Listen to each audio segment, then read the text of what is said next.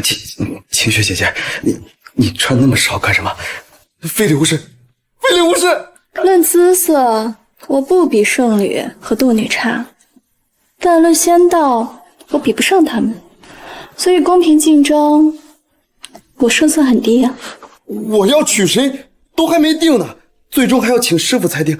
你急什么呀？不行，我答应过爹爹，要嫁给你，报养育之恩，哪怕你与他们只有1%的可能。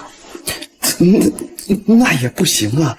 万一被师傅知道我还没跟他们两家解除婚约，就与你破身双修的话，他一定会打断我的腿的。我不行。没事，只要我们生米煮成熟饭，他们就会知难而退，放弃。可武庄观和落花洞丢了颜面，他们肯定不会是善罢甘休的。没事，他们要是有怒气，撒在我身上好了。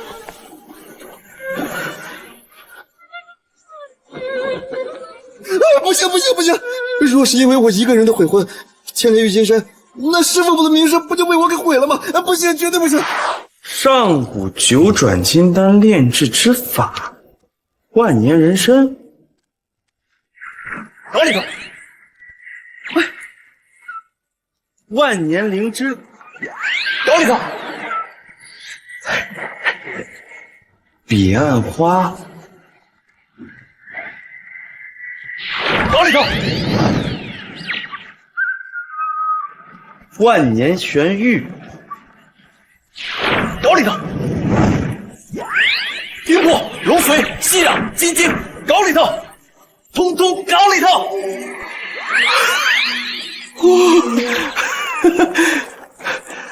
哎呦，九转金丹夺天地之造化，生死人肉白骨，修士服之，可一日入陆地神仙之境。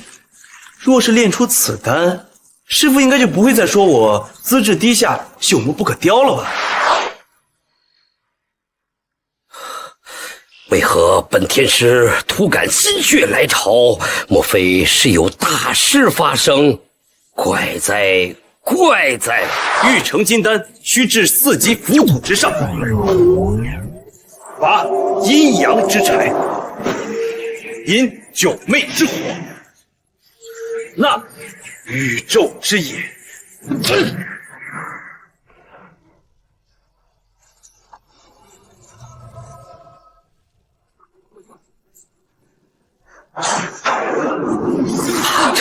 这是九转金丹丹成之劫呀！这个小兔崽子已经是大罗生境了，还来祸害老头子的宝库，忍不了了！不对啊，这丹书上也没有写炼丹会引起天象大变啊！程毅，你个小兔崽子你！啊！我的千年人参，千年灵芝，冰魄龙髓息壤都哪里去了？师傅，都在锅里呢。等我练出九转金丹，您就再也不用嫌弃我的境界低下。你造孽啊！暴殄天物啊！你竟然用铁锅来炼制九转金丹，你以为这是炖大鹅了啊？为师当年就不该把你捡上山来，不用八卦炉，这些灵药毁了，全毁了！放心吧，师傅，我呀都是按照丹书上记载的流程一步步做的。九转金丹马上出锅！出锅！今天出不了，为师竟然把你逐出玉金山！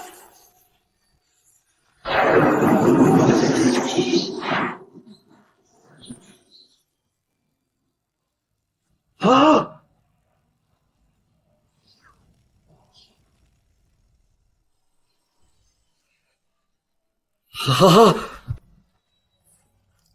九转金丹竟然被这小子用铁锅给炼成了！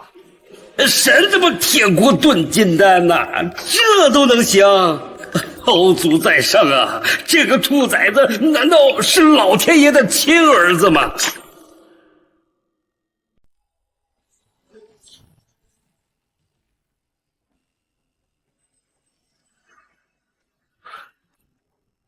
师傅，师傅，九转金丹已经炼成，您可不能赶我下山了。哎呀，瞒不住了，瞒不住了，真的瞒不住了呀！这兔崽子修炼10年，直入大罗圣境，都超过老头子了。炼器随便一炼就是神兵仙器，现在居然用铁锅炖出了九转金丹，没天理呀！老头子，我修炼了3万年都没有炼出九转金丹来呀！师傅，您就别生气了。丹书上说了，这九转金丹呀，可以增强修为，重塑根骨。等我吃了这丹以后呀，修为很快就能提升上去，绝对不给您丢人。不能吃，浪费呀！师傅，我怎么一点感觉都没有啊？一点修为都没有增加。你都超越大罗圣境了，吃1万个九转金丹也没有个鸡毛用啊！浪费啊，浪费！你资质太低，吃九转金丹没有任何的作用啊！你那怎么办呀？哎，要不我再练练天元神丹试试？听说那种丹药，陆地神仙吃了都有效果的。啊，还练呐！你再练，我的玉京山都被你给练空了！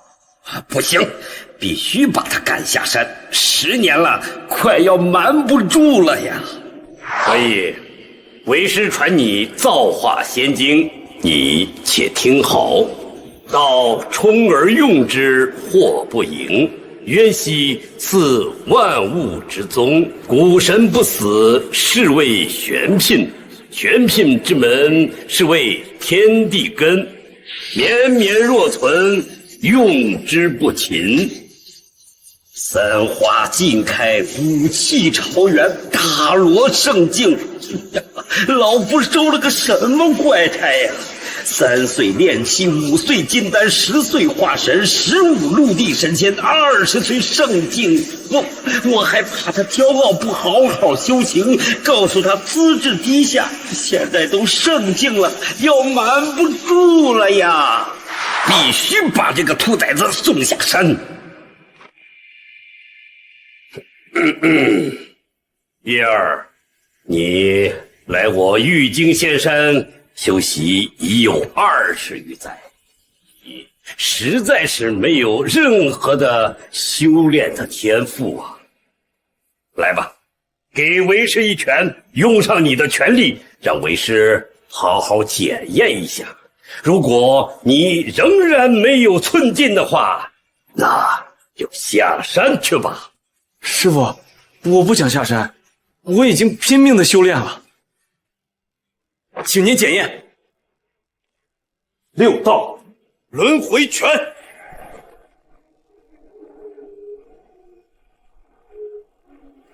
用全部修为！哎呀，真的好强啊！我不会被这兔崽子一拳给打死吧？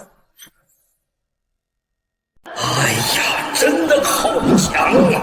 我不会被这兔崽子一拳给打死吧？师傅，我绝不下山！毫无寸进，朽木不可雕啊！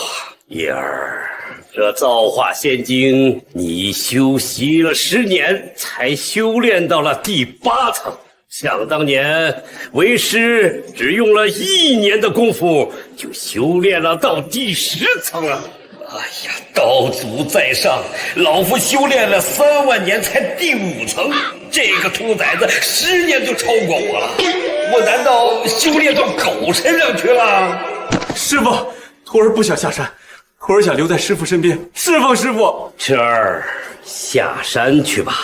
你与仙道无缘，却与红尘有份。想当年，为师把你从靖州捡回来的时候，你身上尚有一块玉佩，说明你红尘因果未断，家人尚在人间。这几年，为师为你寻得了2段姻缘，你拿上婚书，下山去寻找有九阴、太阴、少阴之体之人，与其一双修，便能打破资质桎梏，修得仙道。师傅，去吧，赶紧下山去吧，兔崽子！老头子，我已经没得教了呀。师傅，我撑不住了，再满你都要修炼到天道境界了。师傅，下山去吧，玉佩婚书，你所炼之气皆在此。师傅，弟子入玉净山20年，与师傅朝夕相伴，弟子不想离开，求师傅不要赶我下山。下山去吧，待你了却红尘因果，为师许你回归玉净山。别墨迹了，师傅，我快忍不住了呀！了却因果就能回来？谢师傅，我这就即刻下山。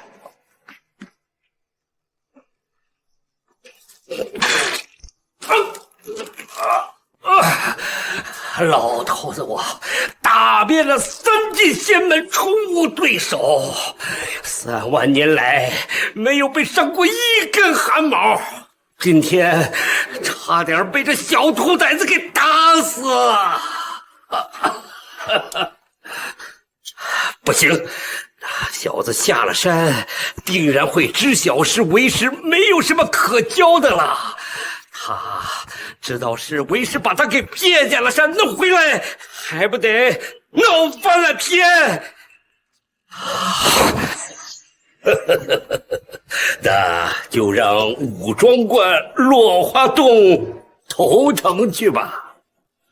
镇元大仙，落花洞主，你们的天元境女婿已经下山了，能否把握住机会，就看你们的了。唉，看来我真不是修仙的天才，连师傅都把我赶下山了。哎，这玉佩跟了我20年都没什么动静，怎么今天忽然有了感应？难道真是我红尘因果未断？蓦然放下。平雪，你一定要找到你弟弟。20年前，我不是故意把他弄丢的。爹，你快别说了，你一定会没事的，爹。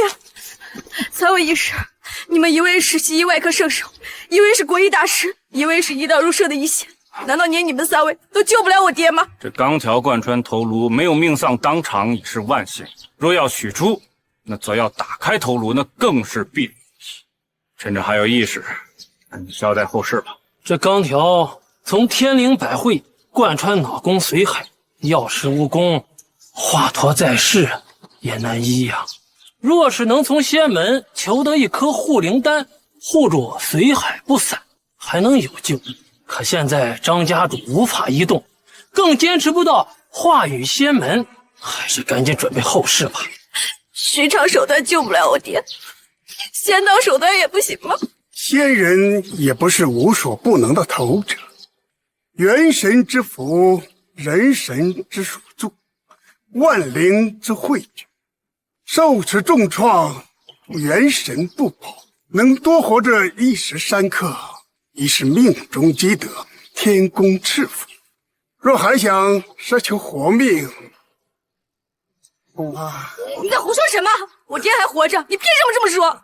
小道修仙浅薄，救不了张家主。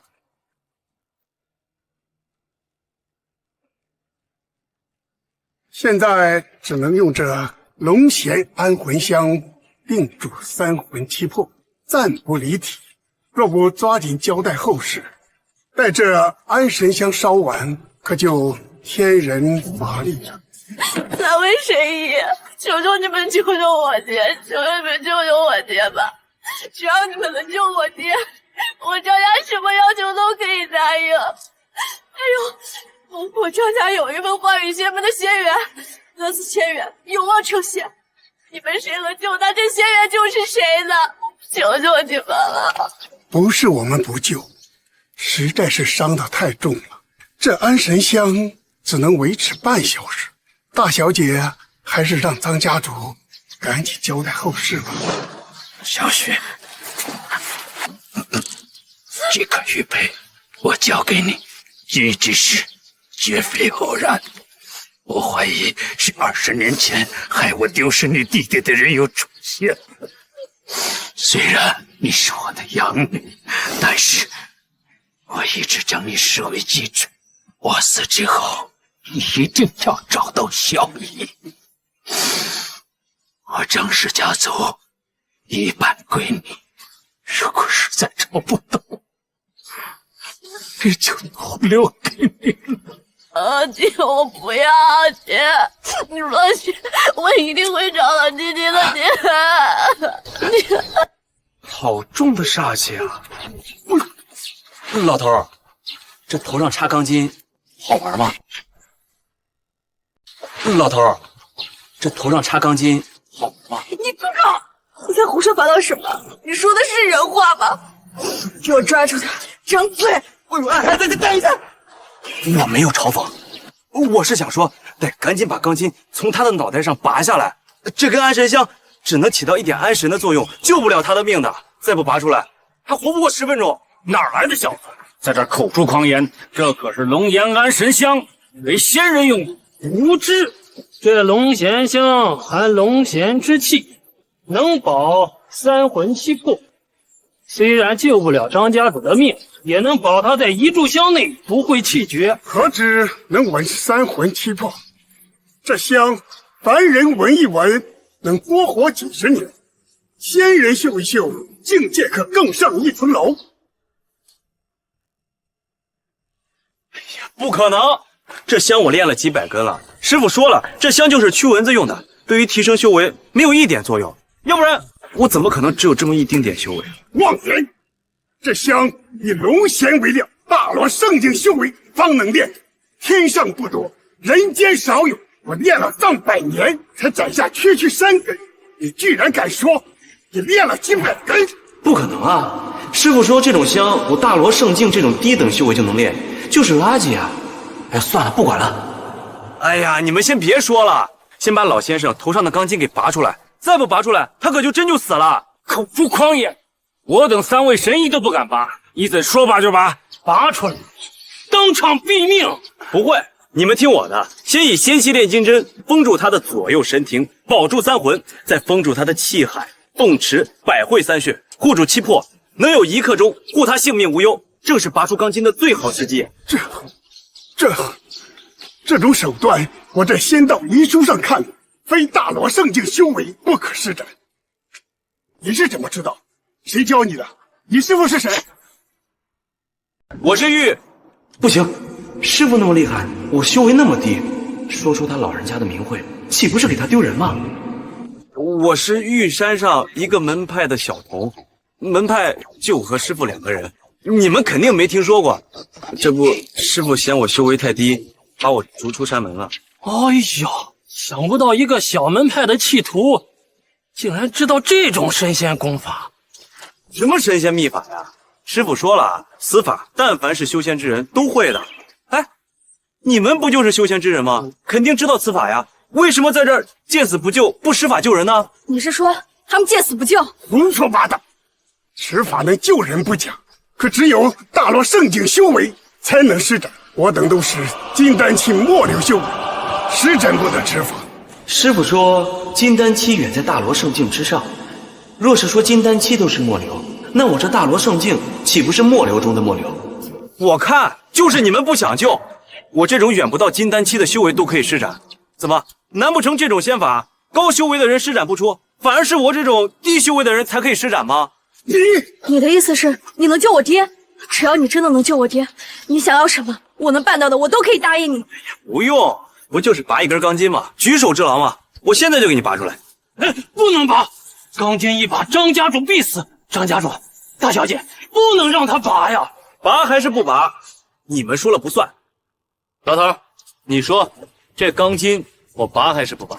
明明是第一次见面，可我怎么感觉对这个小伙子很熟悉，很亲切，莫名的感觉是可以信任的。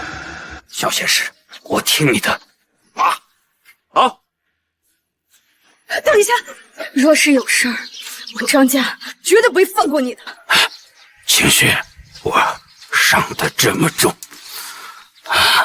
如果不拔，死路一条；如果拔了，还有一点机会，不妨一试。如果我死了，那是我命中该有此劫，不怪小仙师。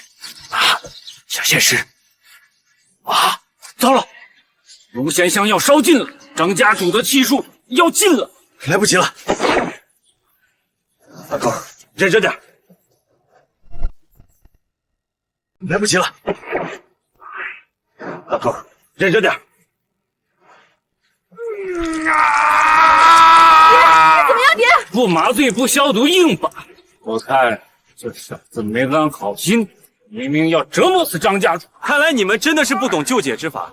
这钢筋1指宽，入脑3寸，每拔出来1寸都要配合镇魂诀镇压3魂。刚开始拔的时候确实疼痛难忍啊，不过只要多点上几根龙涎安神香，效果堪比麻沸散，就没有那么疼了。什么？多点几根？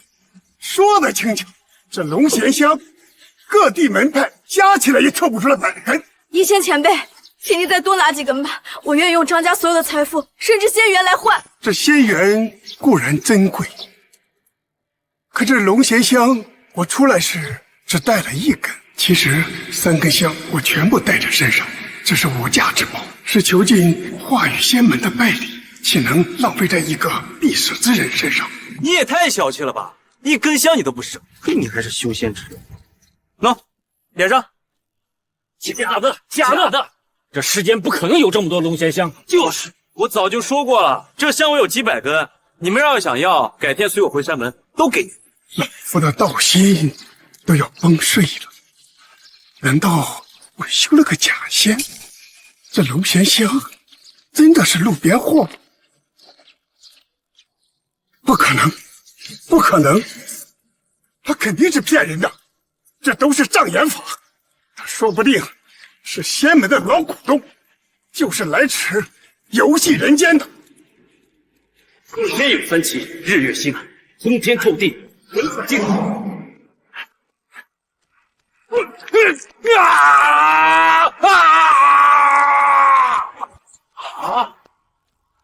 当真拔出来了1寸，张家主也没有断气的迹象啊！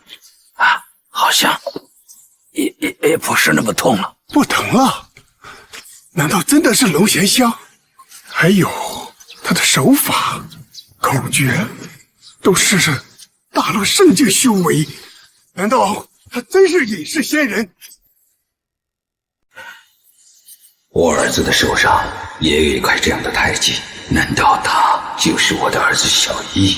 不可能，不可能，他是仙门中人，就算是小一还活着，也不可能进到仙门。仅仅用20年就能修成这般大能仙道啊！金庸神开生路，魑魅魍魉坐不停。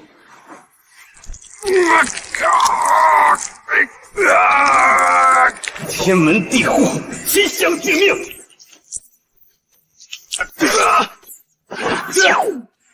你让3位神医都束手无策的事情，他竟然真的做到。这是什么妖孽手段？居然救活了一个必死之人！难道他真是隐世仙人？看着年轻，实际已经是修行1000年的老骨头。不行，这件事我必须回仙门禀报师尊。求小神仙收我为徒，传授仙道遗经。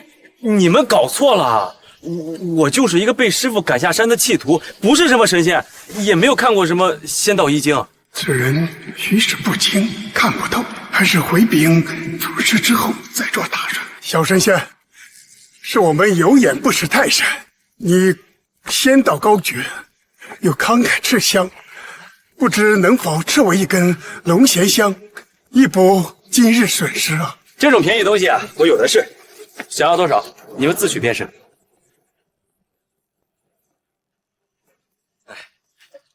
小神仙留步！小神仙救命之恩，无以为报，请受老朽一拜。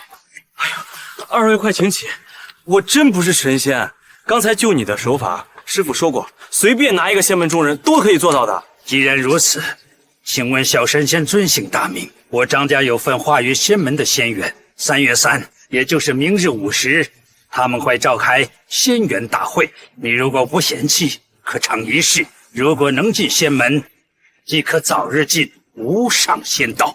我叫张毅，弓长张，容易的易。张毅，你也叫张毅？他的手上也有印记，难道他真的是我丢失的儿子吗？我的儿子是神仙。小神仙，原来你也叫张毅，请问您今年贵庚啊？都说了我不是神仙，就是一个没有资质的废柴，医道也只懂一点点，就叫我张毅就行了。我具体年岁自己也不知道，我自幼在山中长大，据师傅说应该是这个年纪。原来他已经修行了2000年，看来也只是和我丢失的儿子重名相似而已。20多岁了，师傅说我的因果就在东南靖州，这里应该能找到我的父母吧。要是找到了，一定要问清楚当年为什么要丢下我。实不相瞒，老夫也曾修炼仙道，只是天资愚钝，从未证得半点仙道。化于仙门的祖师曾说过，我女儿晴雪乃是9阴之体，与之双修，可以修改仙姿。爹，你什么意思啊？你又让我嫁给他？小仙师救命之恩无以为报，再说了，小仙师能力超群，你嫁给他，你不愿意啊？爹，我有9阴圣体，仙道祖师说有金仙资质，将来能带我进入仙门的飞升仙界，只为寻找义弟弟我才拒绝的。将来若找到义弟弟，哪怕为了报答爹爹的养育之恩，我也可以带义弟弟进入仙门。可他只是一个被仙门逐出的弃徒。找了10多年都没有找到，机会渺茫啊！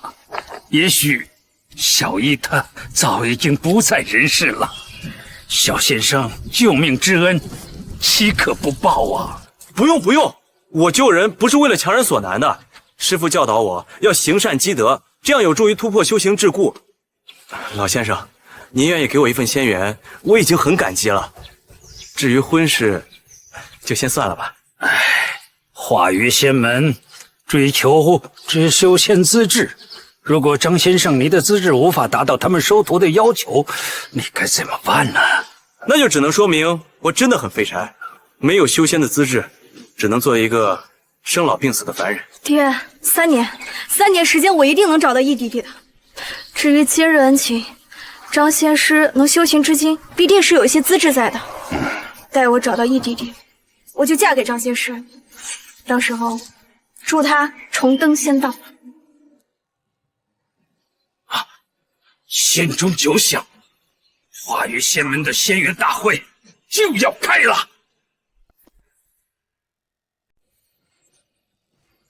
仙缘大会是化语仙门1年1度的盛会，外界之人要进仙门修习仙道，通过仙缘大会的临死考验，是唯一也是必经之路。能入仙门者，光宗耀祖，无上荣光。不过我观今日诸位皆资质平庸，唯我略高一等。看来这拜入仙门的殊荣，多半是要花落我江家了。仙门之地不得宣武。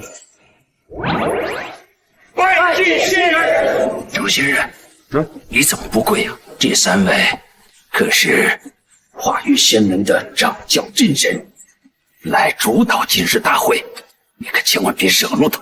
不愧3位真人，就是对仙门不敬，对仙道不尊。你还想不想进化语仙门？面前之人既来参加仙缘大会，准备拜师入仙门，为何不跪？我要跪就要跪真正的仙人，而你们修为不高，算不得仙人，不值得我跪。好狂的小头！我与2位师兄执掌仙门1000年，入得仙门论道，下得地府积魂。你竟敢说我们修为不高，算不得仙人！哎呀，张先生求在此妄言，赶紧给3位仙师道歉。哼，不敬仙人者没有资格参加仙缘大会。请3位仙人下令将此人逐出。我又没说错，为什么要把我赶出去啊？他们真的不是仙人，我师父说过，真正的仙人修为高深莫测，根本就看不透境界。我师父就是仙人啊，我就看不透他的境界。我看小友的确有几分修为，炼气期8层。你是何门何派？以炼气期的境界，竟能看出神仙境的修为？你的师父到底是何方神圣啊？师父说我天资愚钝，修仙资质低下，把我赶出山门了，没脸再提师父的名号。不肯透露。好，你说我们修为不高，那你就好好说说，我们到底是何境界？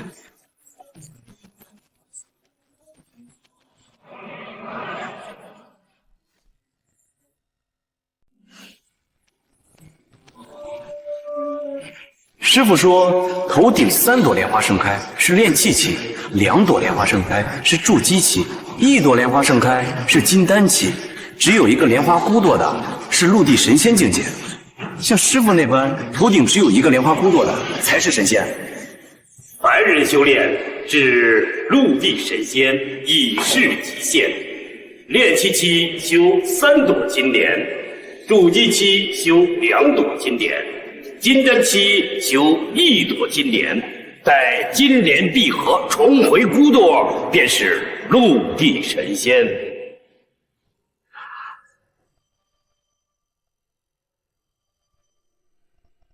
哎呀，我的障眼法快瞒不下去了呀！他已经9连气开入天道境，赶紧让他下山，不能叫他知道我这个师傅已没有什么东西可以教他了。你们3个的境界就是炼气期，离陆地神仙境还差得远啊！真是坐井观天，胡说八道！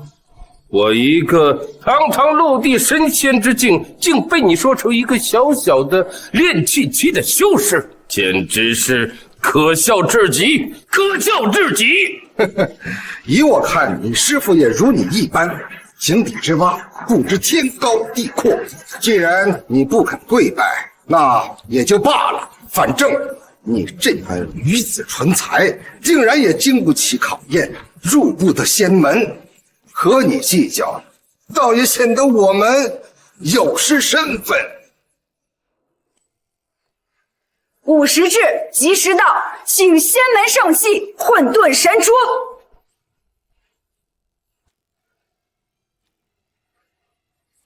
请仙门圣器混沌神珠。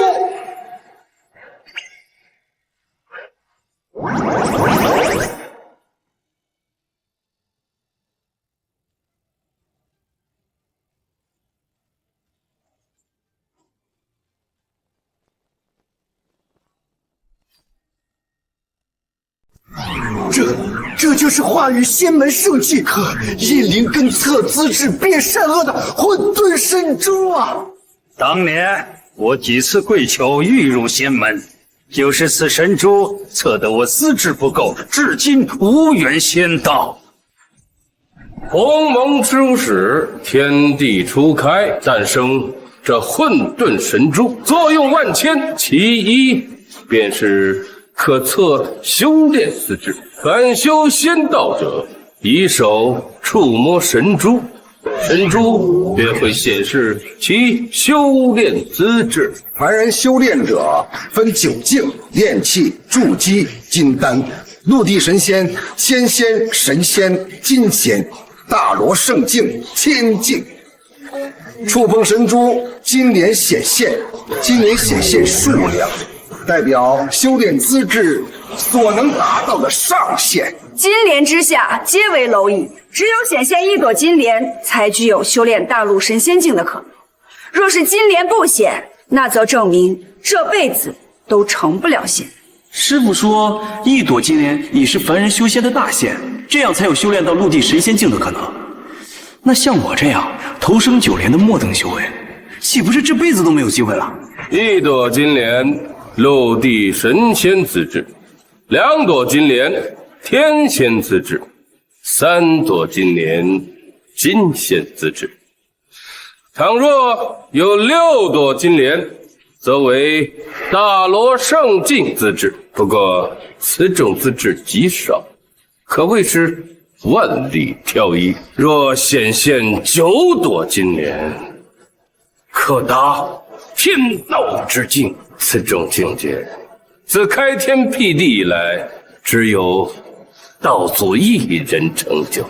当然，即使1朵金莲未出，只现莲花骨朵，也代表有修炼资质，可做门外弟子。若莲花骨朵也未显现，那只能做仙门外扫地的杂役了。凡是可出1朵金莲，有修炼陆地神仙资格者，皆可得仙门老祖赐福，洗金法髓，提升境界。9朵金莲是天道资质，可师傅明明跟我说9朵金莲是最低等的修为资质，难道是师傅说错了？我们真的是井底之蛙？特仙道资质，即刻开始。要入化羽仙门者，皆可上前。爹爹虽然定了我们之间的婚事，但是我还是要告诉你，我虽不奢求你能达到金莲1品的资质，但你起码也要能达到门外弟子的级别。我不想，也不会嫁给一个杂役的。哎呀，1朵金莲勉强进入仙门，那我还要不要测呀？我这20年的微末修为，不会真的要成为给仙门扫地的杂役吧？看你这心虚的样子，你不敢。那我来，我不求我的男人比我强，但一定不能比我差。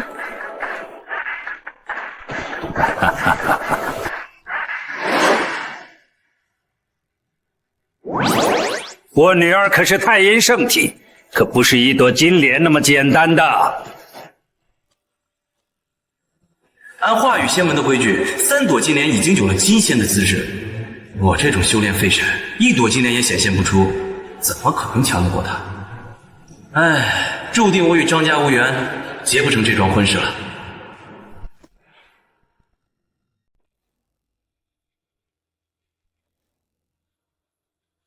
3朵金莲已有修成金仙的资质，已十分罕见。不愧是太阴圣体，先天就有修仙资质，稍稍出手便已是无数人毕生努力的极限。只可惜你已有言在先，3年之内不入仙门。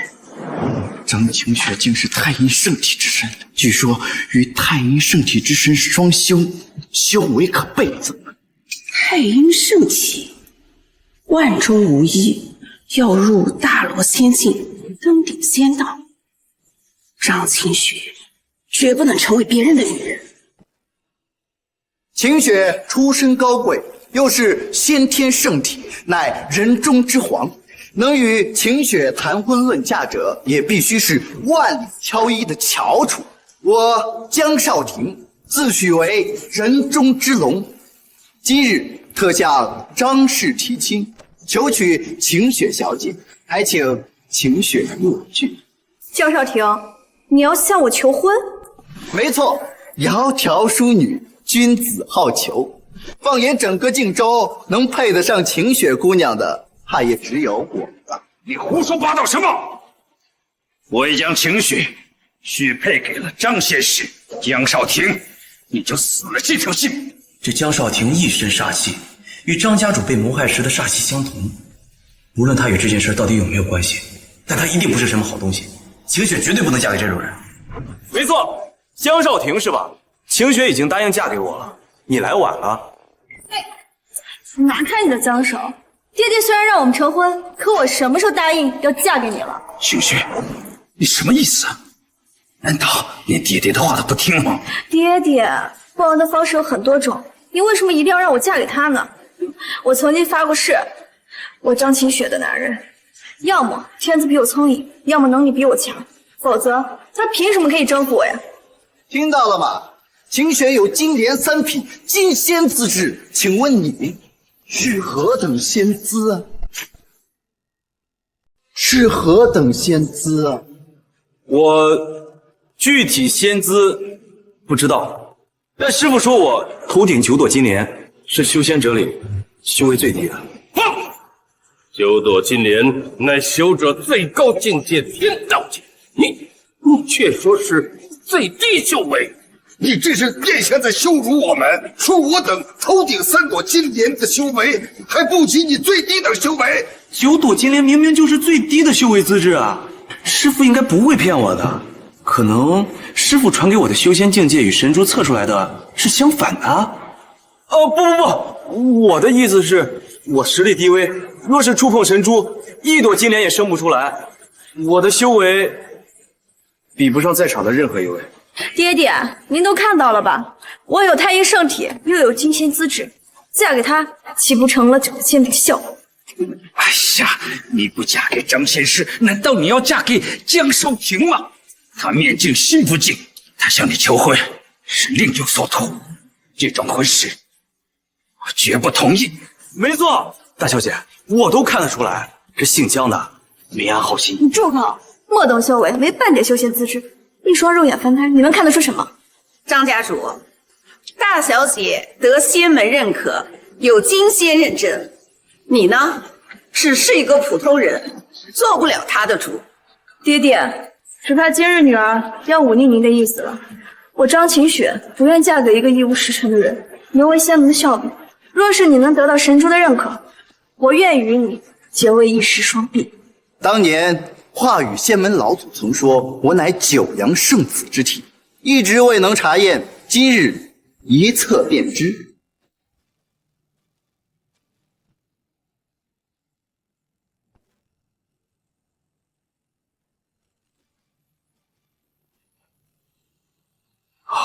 当年老祖所言非虚啊，此子乃9阳之体，与太阴之体平齐，可入金仙境。一个9阳之体，一个太阴之体，若两者合修，境界高升，不可估量啊！爹爹，你要相信女儿的选择没有错，嫁给他，我此生境界难以寸进；可嫁给江少，必能缔造仙道境界奇迹。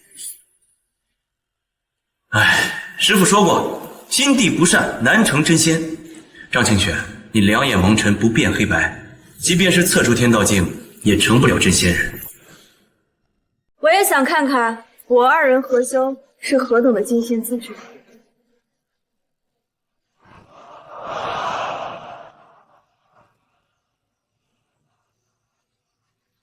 是6朵金莲，6朵金莲，大罗圣境啊！2者合修，可出大罗圣境啊！是我羽化仙门之福，天地同庆啊！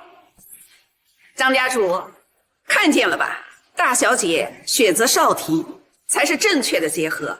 她若是听你的，选择一个一无是处的废材，怕是仙道境界再无寸进了。张仙师啊，我不想看着晴雪跳进江家的火坑，这里只有你能帮她呀。我张家主，你别开玩笑了，我要是上去1朵金莲我都显现不出来，这件事我真帮不了你。你想啊，不是张仙师啊，你不上去试试怎么知道呢？万一你和他一样也是9阳之体啊，你比他还强呢？不可能，我要是9阳之体，修仙奇才，我师母怎么可能把我赶下山门呢？人贵在有自知之明，麻雀的确不能与凤配，你我云泥之别，配不上晴雪小姐已是不争的事实。但你也可以上前一测资质，说不定还可以留下来做个扫地的杂役。没错，张毅，别说我没给过你机会。我不要求你能超越江少，但若你能让神珠出3朵金莲，与江少的资质平齐，我未尝不可改变主意。哼，我也想看看这个号称头生9莲却修为末等的狂徒是何等的。上来！测。对，不可推脱，测。我若是一朵金莲也测不出，可就真是把师傅的老脸给丢尽了呀！无论有没有仙道资质，你都应该有踏出这一步的勇气。你连向前一步的胆气都没有，你根本就不值得我多看你一眼。畏首畏尾，羞耻之耻！说出你师门名字，师傅是谁？滚下山去！自此你这一门再无资格参加我化羽仙门的仙联大会。罢了，测就测，总不能真把师傅的老脸丢在这儿，让他们踩到脚底吧？行，我测，但是我话先说清楚啊，无论结果如何，都是我一个人的事儿，跟我师傅无关，与我师门无关。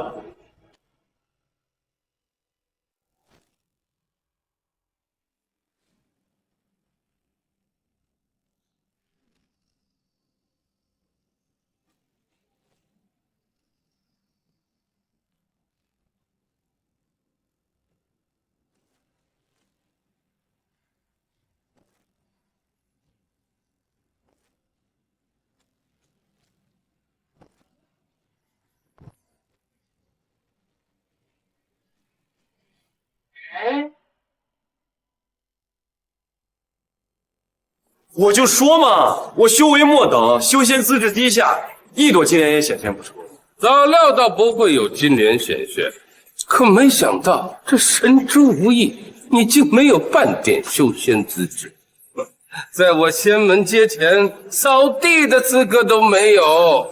张家主，我化羽仙门赐予你张家的仙缘，用在他的身上，算是白白浪费了。张仙师啊，看来老朽是看走眼了，你的确是无缘仙道啊。本以为你能留下来扫地，没想到这等低等末流的差事都轮不到你。幸亏我慧眼识人，才在你这种人身上没有浪费一时半刻的青春。那是我眼花看错了吗？那是一品金莲。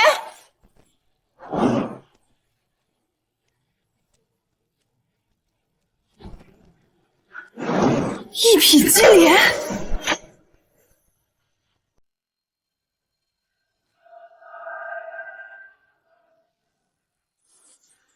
我这种末等修为也能测出金莲一品，有陆地神仙的资质，可为什么师傅这么多年没有看出来啊？金莲一品，没有半点修仙资质的他，竟然测出了金莲一品，难道是仙资不显吗？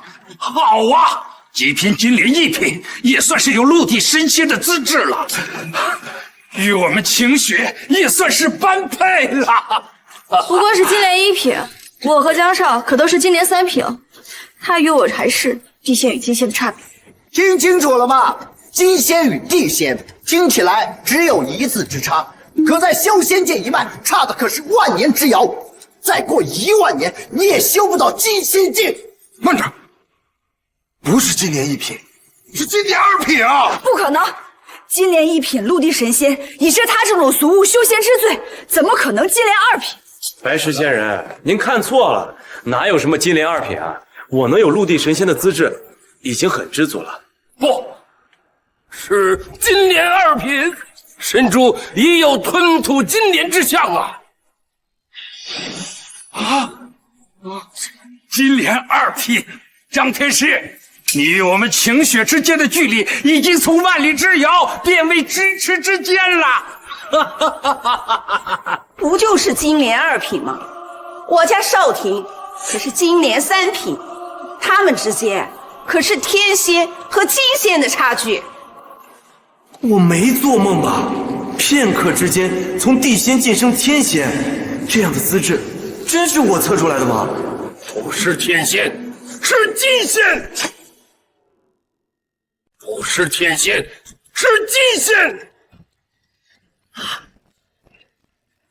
真的是3品天仙之师啊！3朵金莲，金仙资质，为界凡体，居然与太阴之体、九阳之体资质齐平。同一天内测出3位金仙资质，这是化羽仙门从未有过的奇事啊！更奇的是，他这种没有先天修炼体质，竟可媲美九阳太阴之体，真是修仙奇才啊！我那九阳之体万里无一，竟与他这种被仙门逐出师门的废物资质平齐，真乃我蒋家之耻啊！晴雪，你看到了吗？张仙师和你一样，也是金仙资质，你们才是最般配的那个人呐！真的般配吗？虽然都是金仙资质，可我是太阴圣体，他一剑凡体，显而易见，谁尊谁卑。除非他能测出金莲4品再升一境，才能勉强与我平齐，这才叫般配。神珠又有吞吐之象，难道今天要出一个超越金莲3品之人？又一个金莲4品，看似平平无奇，总是金莲4品，他是怎么做到的？他到底是什么人？当年老祖修行3万年，又听老君论道，才突破桎梏，升至金莲4品。这小童看年龄不过20-30，竟然已经达到了老祖修行3万年的高度，这其中不会有假吧？师父总说我是愚钝至极，朽木不可雕也，连基本的炼气期都无法突破，怎么到了这里却成了修仙奇才，达到了金仙之上的资质？这混沌神珠不会是失灵了吧？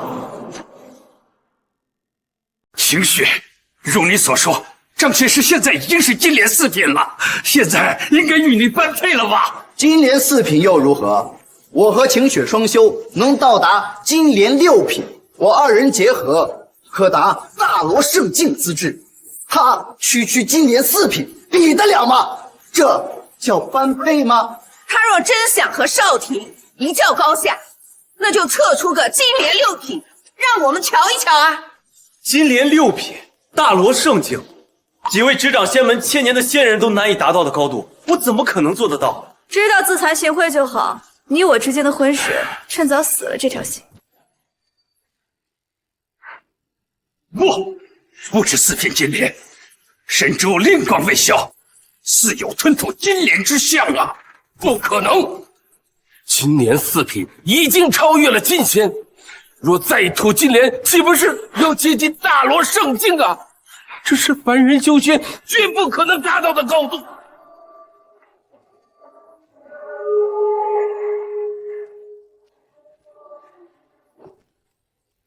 真的是金莲6品，大罗圣境资质啊！我与张少合修，才勉强测出金莲6品，他怎么一个人就做到了？莫非他说的头生9莲不是空话？这等修仙奇才，简直是妖孽呀！我等修行几千年，才修得陆地神仙资格，他小小年纪竟然……哎呦！金莲6品，大罗圣境，竟然有人修仙资质与我齐肩，真没想到张仙师是大罗圣境仙子，请受老朽一拜。张山主，你快请起，我这受不起的。这金莲6品的仙资肯定跟我无关，依我看，8成是神珠失灵，测错了。妄言！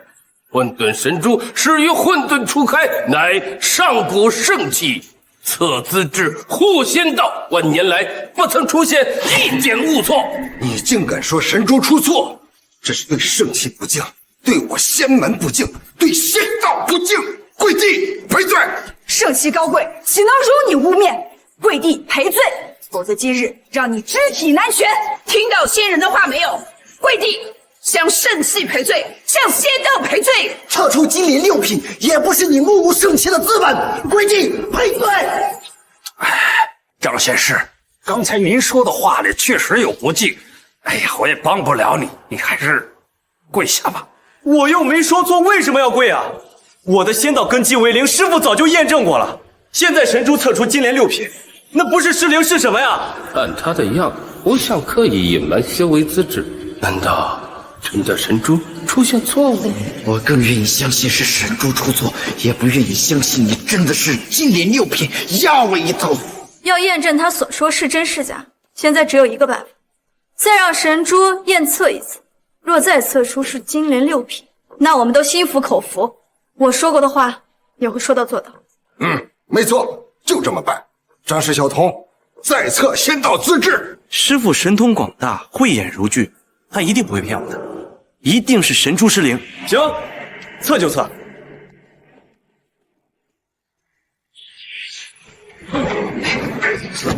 这是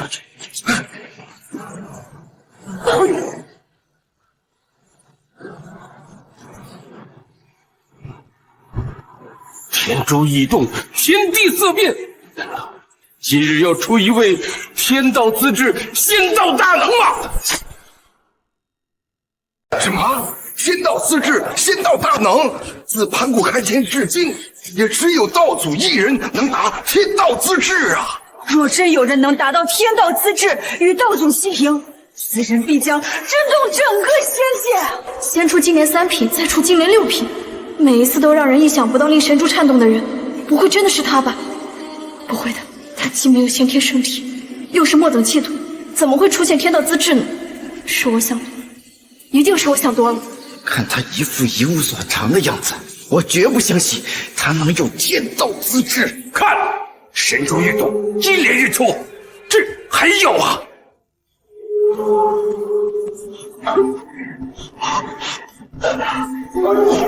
金莲9品天道资质，没想到人间还有一位与道祖仙子齐肩的人物啊！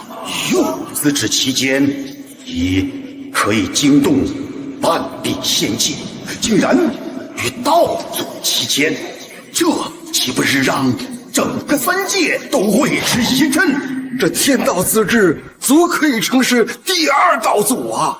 就是第2道祖之名出自我化羽仙门，从此之后，我化羽仙门便是3界第1大仙门，是无上荣耀啊！小道在此恭迎张仙师入我化羽仙门。张仙师有天道资质，要入仙门，当受我等五体投地之大礼呀！小道子阳恭迎张仙师入我化羽仙门。恭迎张仙师入我化羽仙门。3位仙人跪地相迎，张仙师是一个有天道资质的上天，清雪，快跪下，我们求仙师原谅。哎，不用，真不用。张下主，这里面肯定是有什么误会。哎呀，张天师，你就不要谦虚了。银莲9品为证，3位仙师跪地相迎，这哪里有什么误会呀？有3位仙人，你们快起来吧！你们这一跪，我根本受不起啊！这一跪，你何止受得起呀？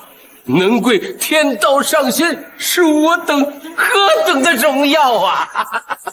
只要您点头入我化羽仙门，仙门上下必以你为尊。您入仙门，我们愿拜您为师。仙门掌教真人的位子也让给您。这小子到底是什么来头？竟是天道资质，整个化羽仙门都匍匐在他的脚下。哎呀，我可以加入你们仙门，真的。但是只要仙师您愿入我化羽仙门，您提什么条件，我们都答应。你们听我说完，我是想说，这9品金莲与我无关。刚才我就说了，神珠失灵测不准的。哎，这神珠吞吐金莲有序，天地间也无大祸突起，这正是验证天道仙资之象啊！我还是不相信，他分明就是来仙门求取修仙功法的一个小童，怎么会有天道之资？我怀疑他分明就是使用了什么障眼法，骗过了我，骗过了各位。依我看，他根本连金莲1品都没有。没错，据我所知，一些小门小派专研障眼之法，流窜各大仙门，骗取修仙之法。哼，障眼之术骗得过你们，骗不过神珠。没有什么法术能令神珠生出假象。你们还看不出吗？张仙师乃大能神仙下凡，看尽人间疾苦，特来人间体验生活。再敢对张仙师出言不逊，即刻赶下山！此生再不许你张氏涉足仙门半步！连3位仙人都承认了，难道真是我错了。他真的是一位仙姿不显，能带给我张家无上福报的大仙人。所有人都说我有天道仙姿，可师傅却说我是一块朽木，我到底该信谁的呀？小小年纪，这天道资质竟然与道祖齐肩，莫非天下真的如此修仙的奇才？待我以仙符赐福，试试他的修为到底在何种境界。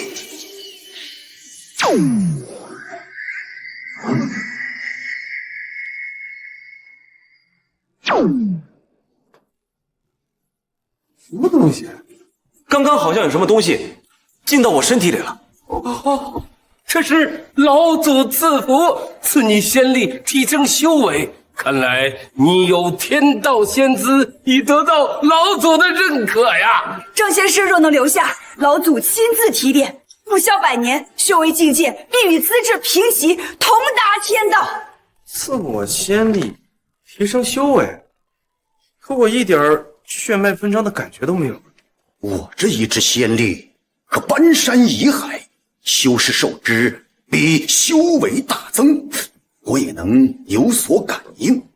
可是进入他的身体，却如石沉大海，不起波澜。让我再出一指，试他一试。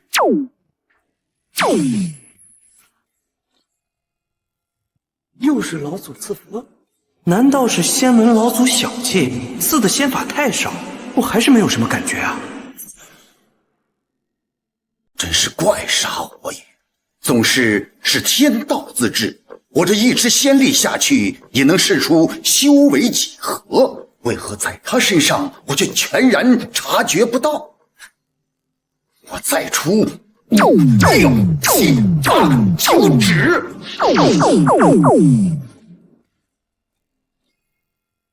哎呀，3位仙人，麻烦你们告知你们老祖一声，别再赐福了。这点仙力对我来说真的没什么用。老祖乃仙门的开山鼻祖，至高无上。老祖要为张仙师赐福，我等死也拦不住啊！我好为1000年仙力，居然测不出他的修为。他的修为太低，没有品级。就是我的仙力，在他面前犹如蚍蜉撼树。真是如此，他的修为岂不是在天道之上？不可能，不可能！道祖修行10万年，不能突破天道再上一层。他一个道门小童，不过有些修仙天资，总不会超越道祖，突破天道自治吧？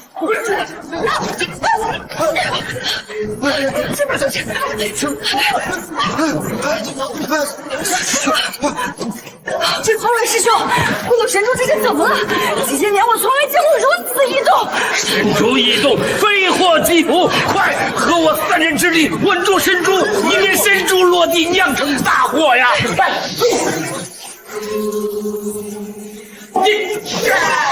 神珠厉害，万国之力，仅以我3人之力，根本就压制不住啊！我快要承受不了了，我也快撑不住了。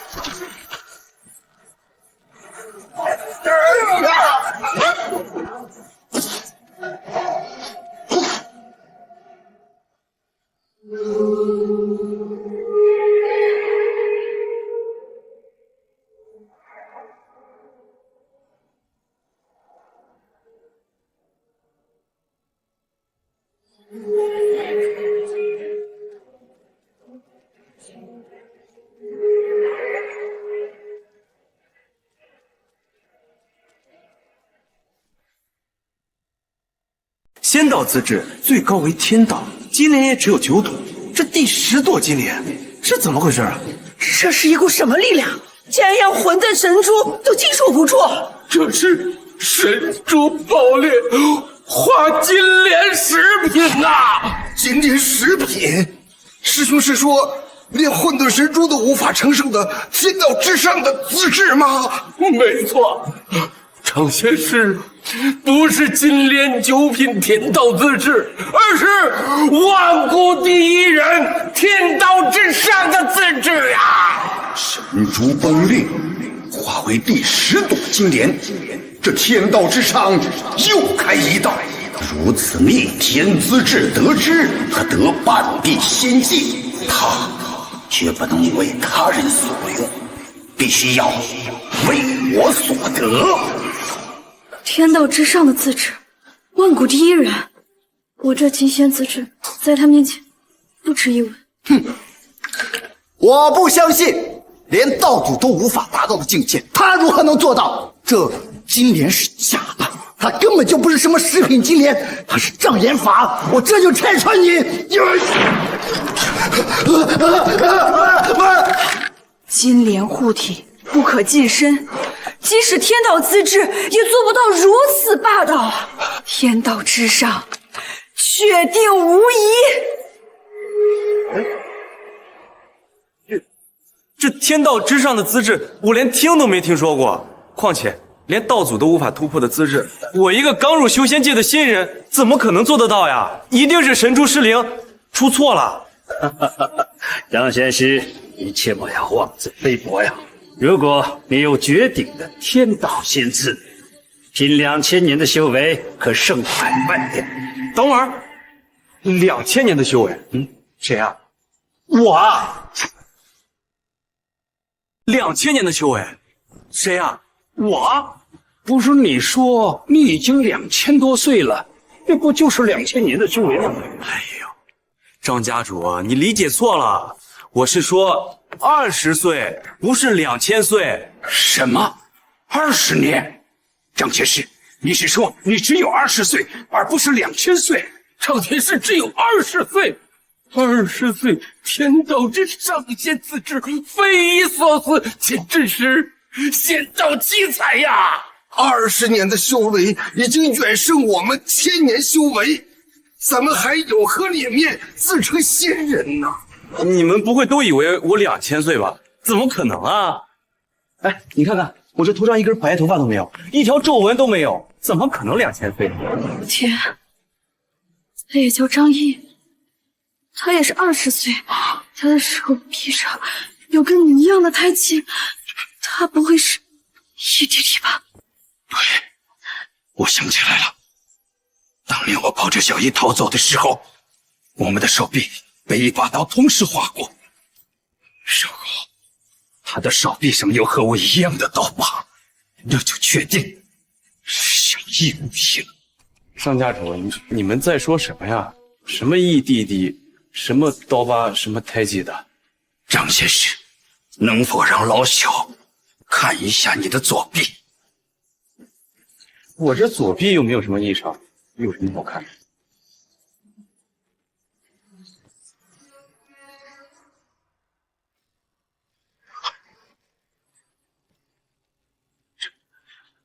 张家主，你这胳膊上怎么有一条和我一模一样的刀疤？张家主，你这胳膊上怎么有一条和我一模一样的刀疤？一言难尽呐，可也就是这道伤疤，让我才能确定你就是我多年前丢失的小姨。儿子，我终于找到了你了。你弟弟，这些年我和爹爹用尽各种办法打听你的下落，终于皇天不负有心人，找到你了。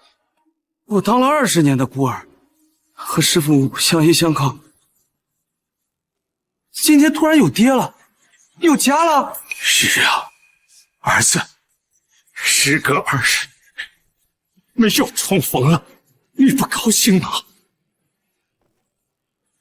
你觉得我应该高兴吗？应该叫你一声爹吗？你想多了，我一点也不高兴。今天这声爹，我也叫不出口。儿子，20年，整整20年，我们又重逢了，你不认我，这是为什么？我有父亲，却当了20年的孤儿。我一直想要一个答案，我到底做错了什么？啊？还是说我的出生就是一个错误？为什么？为什么当年你要狠心抛下我？小姨，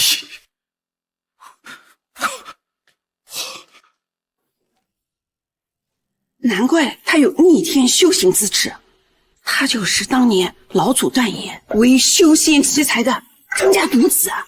哦，我记得你曾经说过，他出生之时天动地产，有逆天仙资，刚出生就有逆天的资质。老祖当年不愿意见有人能修为境界超越他的存在，但是仙人又不得干预凡尘之事，于是秘密委托吴江家来动私事，将他杀死在了襁褓之中。没错，本以为他早就死了，没想到他的命够大。不过也没关系，既然他没死，也测出了他的逆天资质，证明了他的身份。老祖会做什么？让他走出这仙人大会。小姨，这其中原委一时说不清楚，我们还是回家，我慢慢给你解释。弟弟，你误会爹爹了。当年有人要杀你，爹爹为了保护你，被人砍了10几刀，血几乎流干淤死过去，才把你弄丢的。什么？被人砍了10几刀？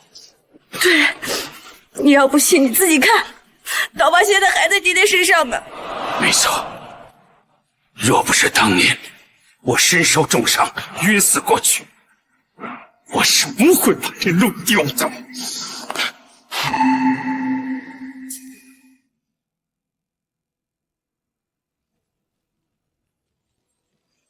爷，对不起，我当年还以为你是故意抛下我。师父教导我，找到亲人，敬之爱之的话，全被我抛之脑后。我真不是人。小心，你这是干什么？是爹我错了啊！这里是仙门，我们不必说话，我们还是回去吧。回家，去他的仙门，我不进了。神州爆裂，仙门大祸，为查清大祸根源，谁都不准走。恭迎老祖，恭迎老祖。是谁毁坏了我化羽仙门的万年圣迹混沌神珠？哎，老祖，是他，就是他毁了仙门圣器。回禀老祖，是这位张仙师。他就是仙门老祖，上来就兴师问罪，不会真的是来找我麻烦的吧？哎，那个饭可以乱吃，话不能乱说。那神珠明明是自己碎的，你不能怪到我儿子头上。难怪资质如此逆天，原来是他。有时大难不死，这便是天意。活到现在刚好，他的逆天资质可以为我所用，用了他的资质，我的修为必能直通天道界。哎，你个老东西，你就别替他狡辩了。大家都看到神珠爆裂，化作第10朵金莲，就落在他的手上。是你们要我测的呀！测出来10朵金莲，神珠爆裂，还说我有天道以上的资质。我都说了，这不可能的，肯定是神珠出了差错，爆裂消失，这跟我也没有关系啊。哎，张仙师，这混沌神珠明明是因为承受不住您的逆天资质才会爆裂自毁。我等守护神珠已有1000年，这点啊，您不能不认啊！好，好，好，既然你们都说神珠因我而毁，那我也无话可说。那你们想怎么样？怎么办？依照神珠等价值赔偿。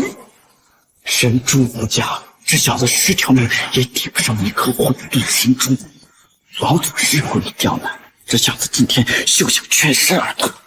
20年前让他捡回了1条命，今日老祖亲自动手，看他怎么死。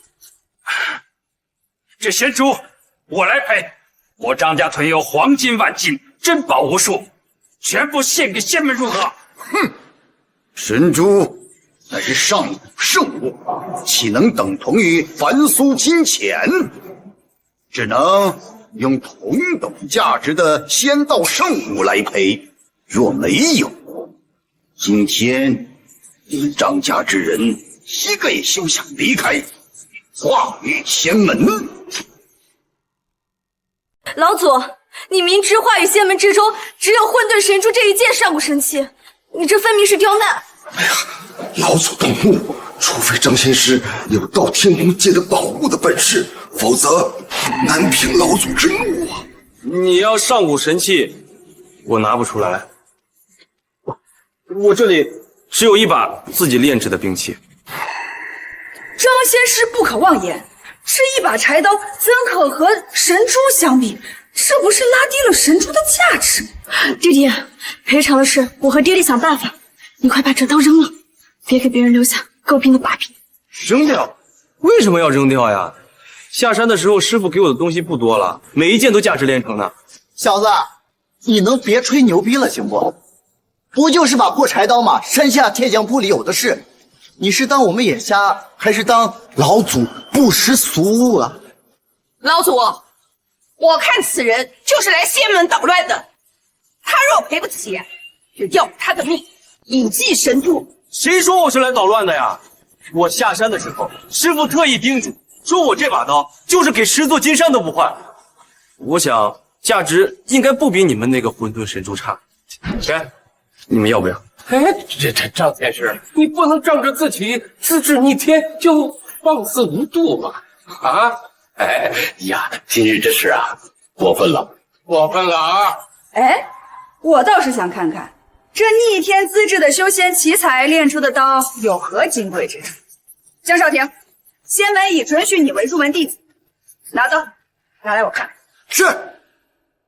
来，切，不就是一把破？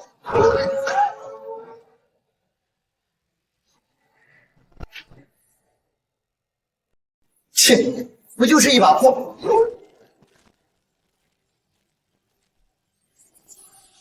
江少廷，不过一把柴刀而已，你何故有此举动？一把刀而已，怎么会这么重啊？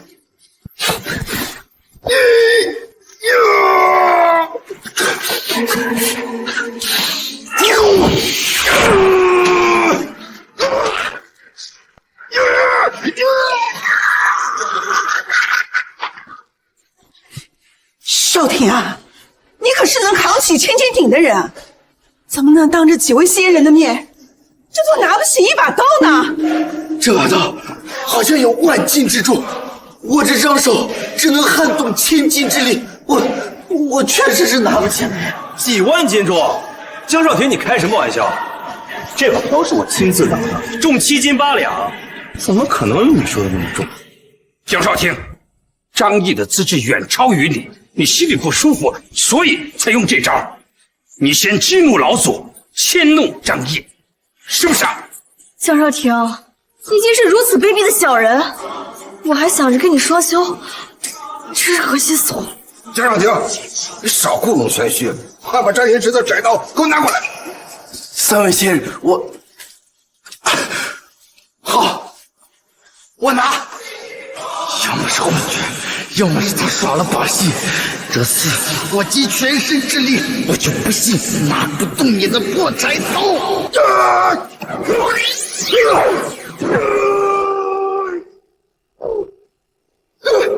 江少廷，一把刀而已，没必要演得那么像吧？拿好了。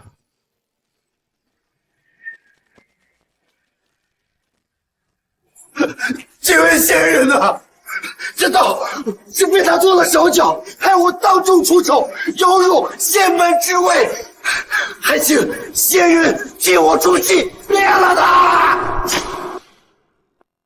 喂，江少廷，你演戏演上瘾了吧？我都说了，这把刀7斤8两重，你别告诉我你拿不起来。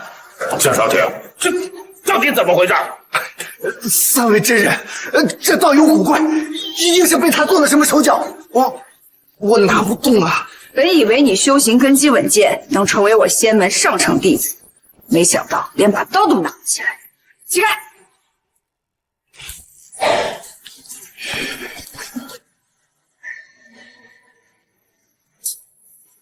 这刀看似破破烂烂，怎么这么重？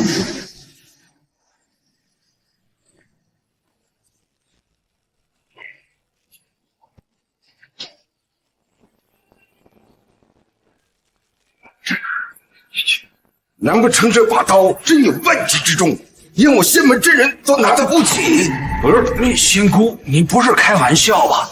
这刀，小易轻而易举就拿起来的，它没有那么重啊。这刀虽然重，还没到拿不起的地步。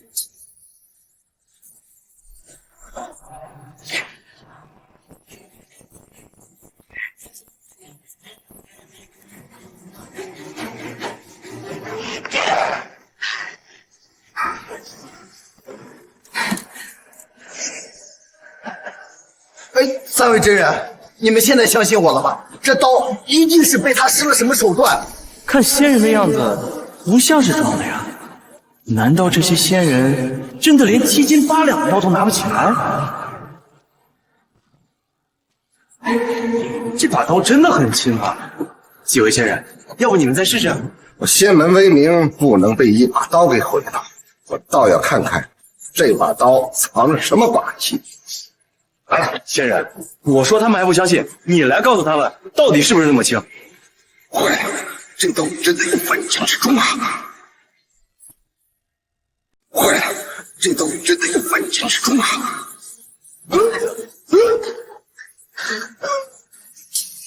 白石真人的面色不太对，莫非这把菜刀真的有什么玄妙？仙人，这刀你已经拿起来了，你来告诉他们，我有没有说谎？你觉得这刀重吗？这刀很轻，一点都不重，在我手里轻如鸿毛。江若婷，你都听到了吧？白石真人都说了，这刀很轻，你这装腔作势的把戏被拆穿了。我没有撒谎，老祖啊，你要相信我，真的是他在戏耍仙门呐！是真是假，有何玄妙？把刀呈上来，我一看便知。白石真人，来，把刀呈上来。是。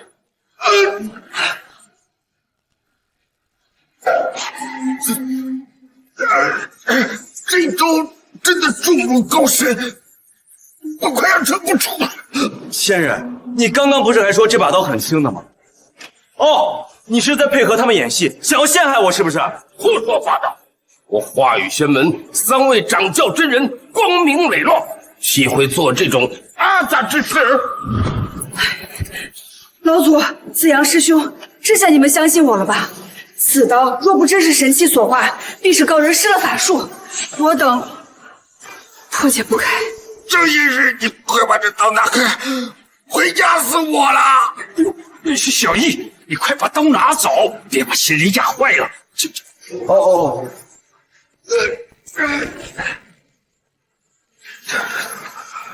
师傅说过，只有通天彻地的大宝才会散出七彩迷雾。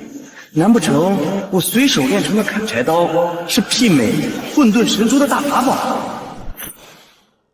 还不起来！他的资质虽然逆天，但是他的修为境界只是仙门小童，对他成何体统？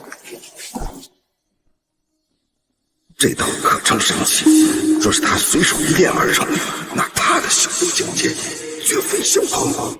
那我也来试试，你这把刀到底几斤几两？啊！这把刀多半是被高人动过手脚。你们3人修为相当，还是我来吧。老祖小心，这刀当真古怪的很，不可小视。哼，这把刀，就算是被仙人加持，他也不过是一间死毒，我还怕他不成？老祖，他们拿不起这把刀，是不是因为这刀身上有一层七彩迷雾啊？哪有七彩迷雾？我看到的只是锈迹斑斑。你少在这里蛊惑人心！我没有胡说呀，这刀身上面明明有一层七彩迷雾的，你们看不到吗？哎呀，没有。哪有什么七彩迷雾啊？不说八道，哎，小子，老祖要看你的刀，就乖乖的送上去，少在这拖延时间。有什么用？不管你对这把刀施了什么手脚，都逃不过老祖的法眼。只有仙道神器才会有七彩迷雾傍身，而只有大罗圣境及以上者才能一眼识破。你是觉得我的修为境界不如你吗？来，把这把破刀给我。哎呀，张仙师，也许今天在现场人之中，你的资质最高，但要比修为嘛，还是我们老祖最高。狂妄无度，不知所为，我就灭一灭你的威风。拿过来。大概是我出现幻觉了吧？一把柴刀怎么可能是仙道神器呢？给。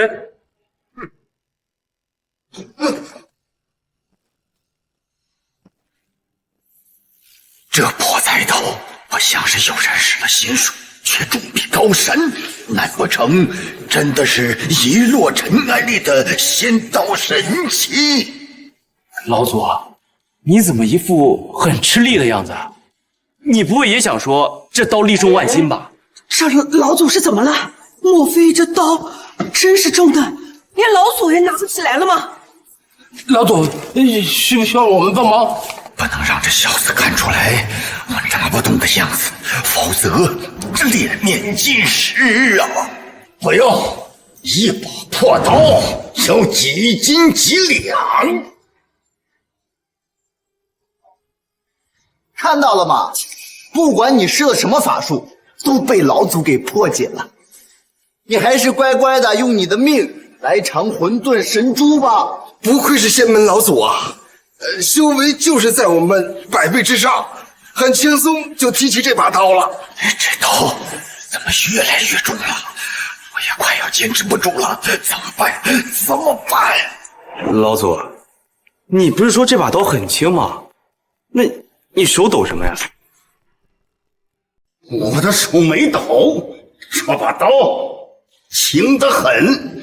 你感觉我像是拿着很重的样子吗？不像，一点都不像。撑不住了，这么多人看着，不能丢我身为仙门老祖的脸面。我想个办法。老祖额头冒汗，手臂微颤，这可不像是很轻松的样子。我告诉你，我不光这只手能拿，我另一只手我也能拿。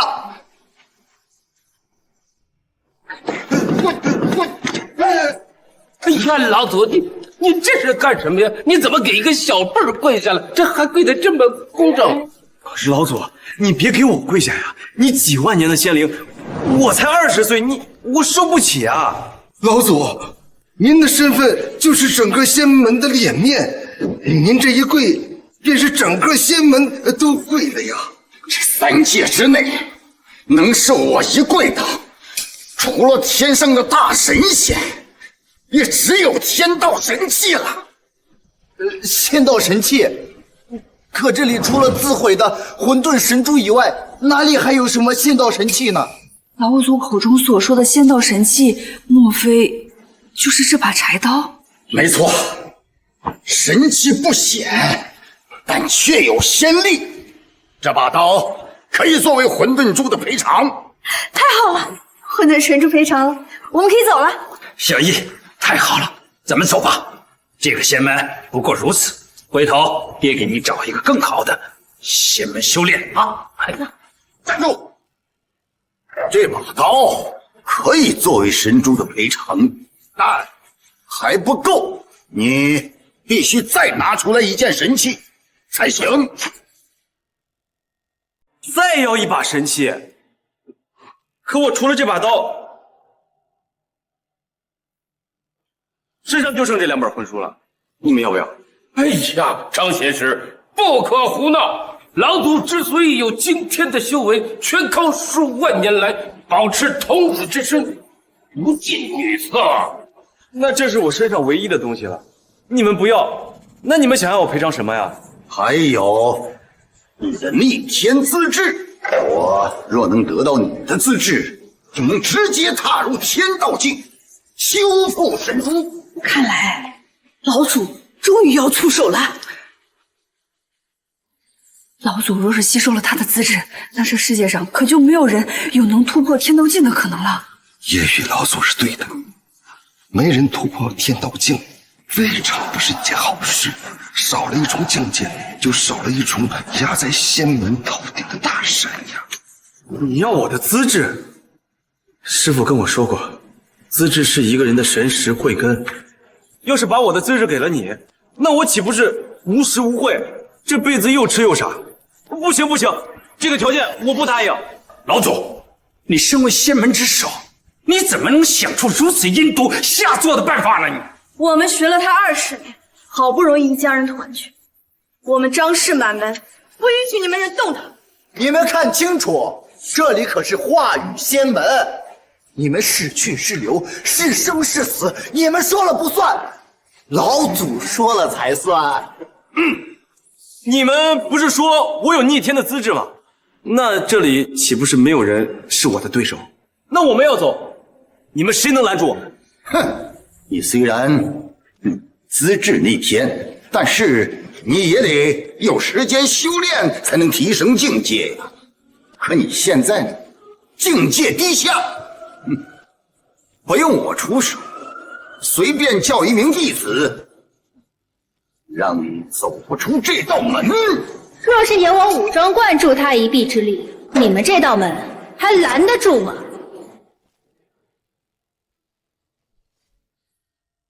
奉家师之命，张毅张仙师，我武装观保了。万寿山武装观圣女，她怎么来了？没听师父说起过，这玉金山与武装观还有交情啊？这个小童要回我仙门神器混沌神珠，怎么？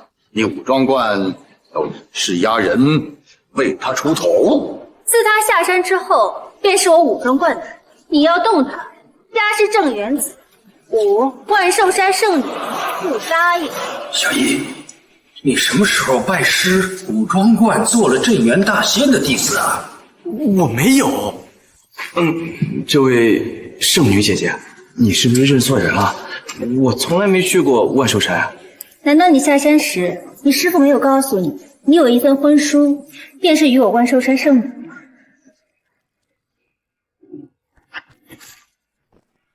万寿山武装观圣女，哎，真的是你？我此次下山也是受家师所托，请你回武装观，一是为了你我二人成婚之事，二是家师身体抱恙，要请你到观中炼制天元金丹，为家师疗养身体。坏了！镇元子号称地仙之祖，武装观又远在化羽仙门之上，有武装观保着他，今天怕是难把这个小子给留下来了。垂涎万寿仙家腹地已久，以钉头七剑书暗咒镇元子，10天内必亡。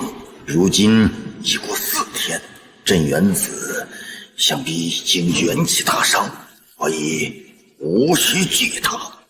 不行，他谁也带不走。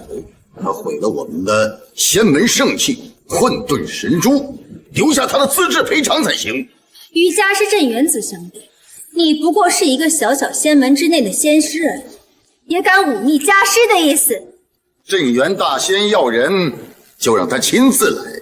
若镇元大仙亲临，那我自会放人。镇元大仙不能轻举，我落花洞洞主向你要人，可否？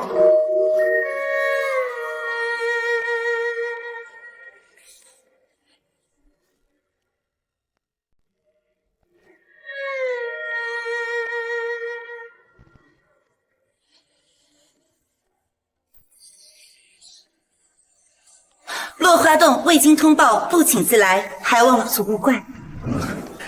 刚来了个武装观，现在又来了个落花洞，歪门邪道都来了。今天啊，化羽仙门可真是热闹。落花洞用毒于无形，无孔不入。你嘴巴不干净，今日毒哑了你，就算给你点小惩罚吧。洞主大人，我们错了，再也不敢了，求您把解药给我们吧，求您了。自行回去用金枝灌洗3日，方可解毒。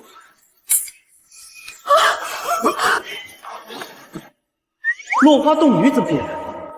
听口气好像也是为我而来的，难道师傅给我的另一份婚书就是与他的？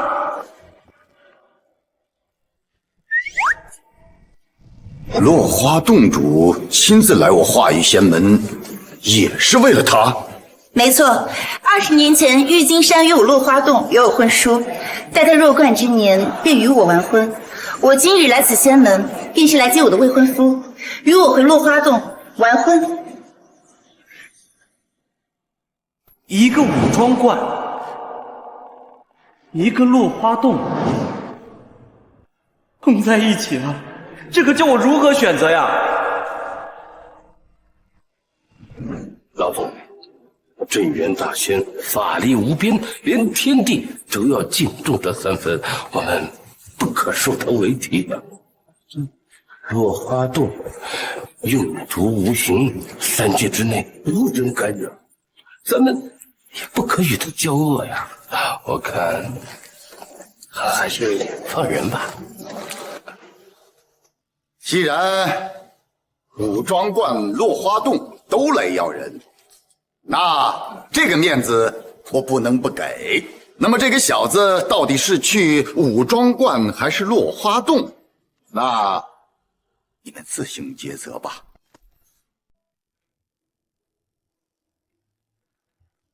武装观少女，他是我的未婚夫，你的手拉错人了。张义思与我也有婚书，我跟他也有婚约，现在就叫未婚夫，未免太早了吧？武装观规矩繁多，处处约束，哪里有落花洞来的自在呀？咱们在那儿可以做一对快活夫妻。我想你会选落花洞的，对吗？武装观也好，落花洞也好，只是恐怕今天这个事儿我还做不了主。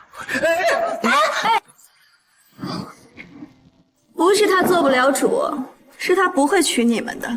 他要娶的人是我。我什么时候说要娶你了？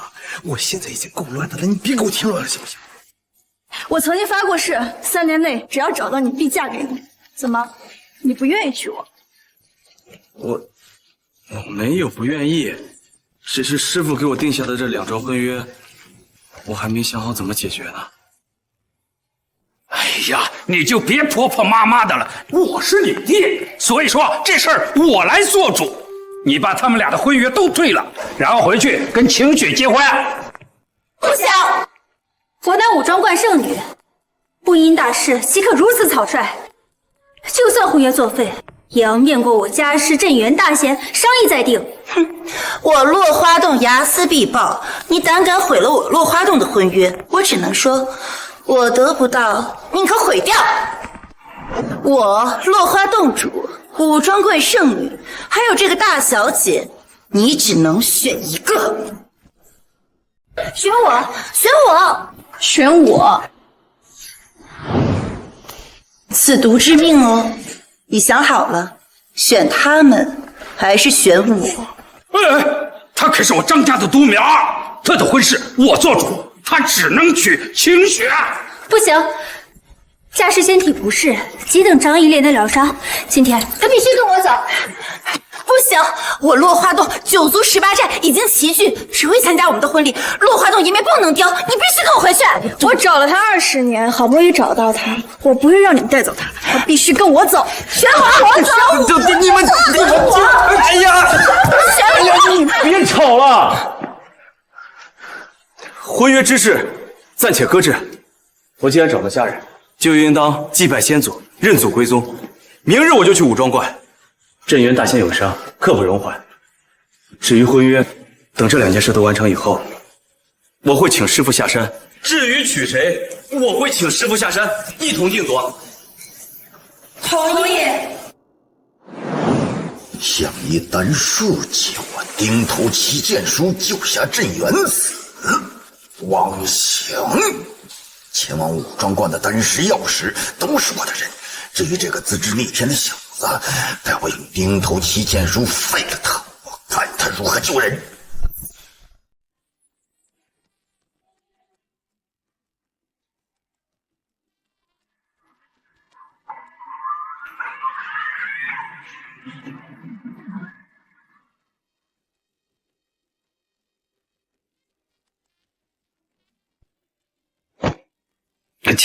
清雪姐姐，你穿那么少干什么？非礼勿视，非礼勿视！论姿色，我不比圣女和杜女差，但论仙道，我比不上他们，所以公平竞争，我胜算很低呀。我要娶谁都还没定呢，最终还要请师傅裁定，你急什么呀？不行，我答应过爹爹要嫁给你，报养育之恩，哪怕你与他们只有1%的可能。那也不行啊！万一被师傅知道我还没跟他们两家解除婚约，就与你破身双修的话，他一定会打断我的腿的。我觉得没事，只要我们生米煮成熟饭，他们就会知难而退，放弃。可武装观和落花洞丢了颜面，他们肯定不会是善罢甘休的。没事，他们要是有怒气，撒在我身上好了。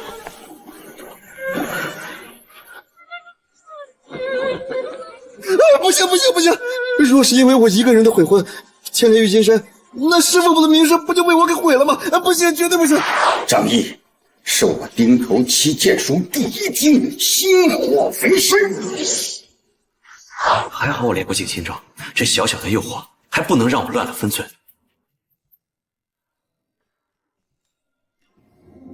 我的静心咒怎么不管用了？血气下行，五指冲胀，我的静心咒不管用了！我要控制不住了！血气下行，五指冲胀，我的静心咒不管用了！我要控制不住了！嘴上说着不要，身体倒很诚实。姐姐给你。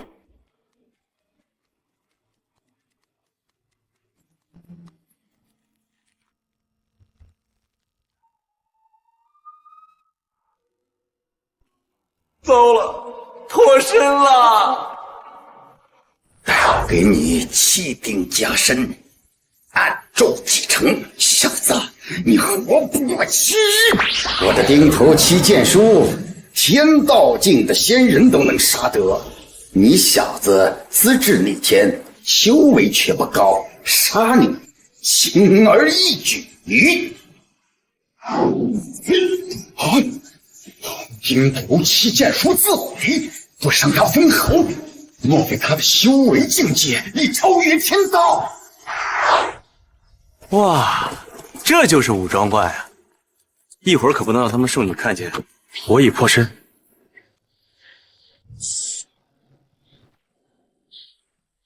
来人可是玉京山赵仙师之徒张毅小友。小友？看你们俩这年纪，不应该叫我小友，应该叫我哥哥。若论辈分，你师父赵仙师来此，我们也只尊他一声赵师兄。叫你一声小友已是抬举，若真算起年龄来，你理当叫我2人一声师叔才是。年龄不大，口气不小，敢与我师父论师兄弟，你们可知我师父玉京山仙人有多少年的仙龄？说出其灵，吓入一跳。年龄不大，口气不小，敢与我师父论师兄弟，你们可知我师父玉京山仙人有多少年的仙龄？说出其灵，吓入一跳。哦，说来听听。他老人家坐镇玉京山修行，已经足足有3万年的仙龄，而我呢，也20有1。瞧你们的样子，不过16、17、8，这么装大，你们师父知道？16、17、8，你可知本童子我已有1320岁了？本仙童比师兄晚生100年，今时啊，已有1200多岁了。你有1320岁，你有1200岁。我二人还是这仙官里48名弟子中年龄最小。若不信，有仙籍可查，过去问你师傅。师傅说过，神仙府邸，即使是守门奴，仙龄多半也高于他们这些人间散仙，更何况是镇元大仙的徒弟呢？我居然给忘了。换你小友不是，那便换你仙师。家师镇元子身体抱恙，圣女师姐特派我二人在此恭候仙师。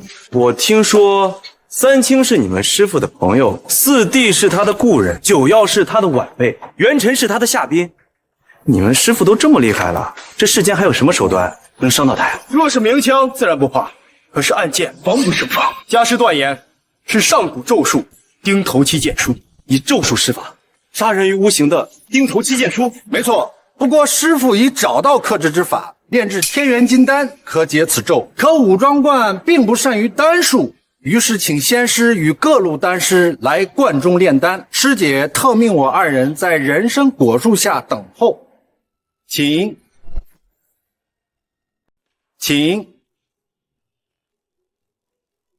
哇，这就是传说中的人参果呀！以前只听师傅提起过，说此果啊，以死扶伤，益寿延年，是媲美天庭蟠桃的神仙果子。没错，混沌初分，鸿蒙始判，天地未开之际，便产出了这颗灵根，在此地开花结果，唤作草还丹，又名人参果。这人参果树啊，3000年一开花，3000年一结果，再3000年才得以成熟，短头10000年方能吃得。人若有缘啊，得人参果闻一闻，能活360岁，吃一个呀，可活47000年。闻一闻能活360岁，吃一颗可活47000年，这不是神仙也胜过神仙啊！师傅说了，今日若是有哪位仙师可以炼出天元金丹，便赐他一颗人参果。凡人食之可入仙道，仙人食之修为倍。师傅上千年的修为停滞不前，我若是能带回一颗人参果给他尝尝鲜，他一定高兴死了。对了，圣女师姐说过，来人一定要是玉京山赵仙师之徒。我们只问了一句，他也只答了一句，没有任何东西可以证明他就是师姐口中那位有着天道境修为的张毅。师兄机智，看来咱们得试他一试，莫要认错了人呐。二位仙头，给镇元大仙炼制天元金丹要紧，还是赶紧把你们家圣女请出来，咱们炼制金丹。圣女师姐去见其他丹师了，稍后便到。对了，师父和圣女师姐都说玉京山赵仙师之徒张毅修仙奇才，修为已达天道境，不如你展示来看，让我二人开开眼。在化羽仙门神珠失灵测出天道以上的资质，就已经解释不清了。他们又要我展示天道修为，我根本就没有怎么给他们展示啊！张仙师，为何还不展示？是这地方太小，施展不开，还是说这天道境的修为都是吹嘘？仙童说对了，我被师傅赶下山的时候，连炼气期都没有突破呢，怎么可能会有天道境的修为呢？什么？搞错了！你不是圣女师姐让我们找的张仙师？哼，好一个装模作样的骗子，将我二人骗入这人参果园，定是想偷仙家异宝。师兄，将此人赶出庄观！敢在万寿山武装观行骗，看我不把你打得皮开肉绽，贼溜出去！哎，二位仙童，你们误会了，你们听我把话说完呀！小骗子，你还想再说什么？玉京山赵玄一是我师傅，我也是你们口中所说的张毅，但是我有天道境的修为，这是谣传。什么？谣传？这明明是玉京山赵仙师亲自传信告诉我师傅他老人家。不可能，绝对不可能，一定是镇元大仙看错了。我要是有天道境的修为，怎么可能被师傅赶下山呢？师傅常说，做人谦虚，修为越高之人越不轻易展露本事。你是说，要是真是师傅所说的张毅，便是在隐藏实力，不想向我人展示？不如用师傅的法宝捆仙绳试他一试，是不是天道境？不如用师傅的法宝捆仙绳试他一试，是不是天道境？捆仙绳困不住天道境大神，如果他能够轻松走脱，就说明他是有天道境的强。二位仙童，若是你们还不相信，自个派人去玉京山请我师傅，他会为我作证的。玉京山距此何止千里，纵使腾云驾雾，来回也要1天脚程。倒不如先将你抓了，等待师傅回来，明辨身份再做定夺，岂不是更简单？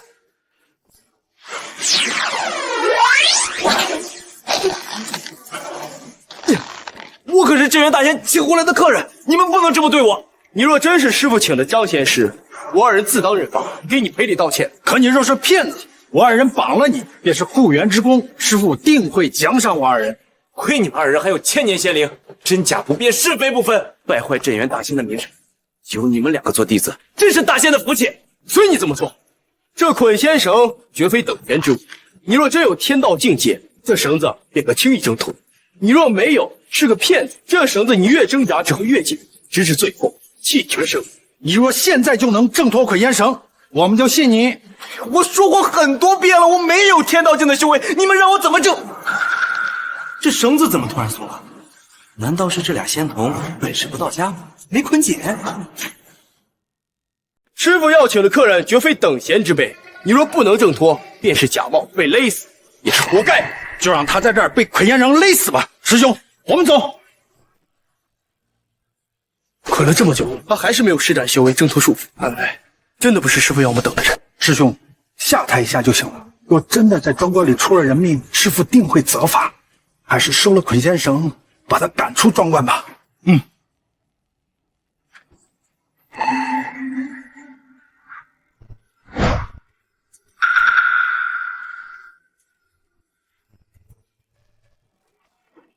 我的捆仙绳！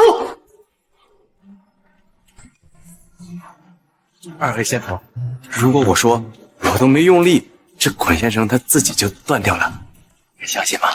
你撒谎！这捆仙绳乃仙家法器，坚固无比。若没有天道境修为，怎么可能将它挣断呀？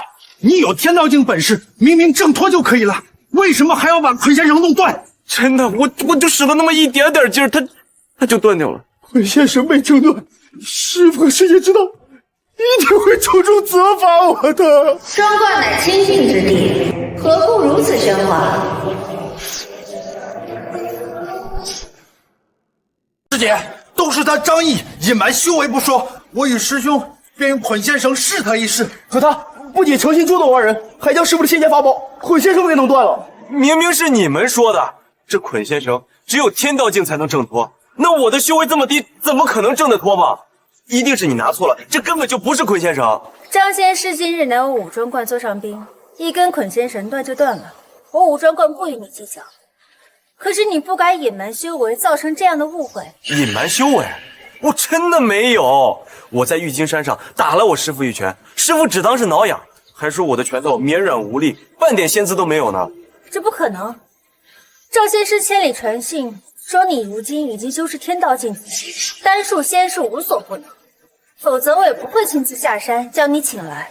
师父到底在干什么呀？把我的本事吹得这么大，这不是害我吗？那你跟你师父肯定有一个人在说谎，说谎的肯定不是我，我的修为那么低，有几斤几两，我自己还不清楚。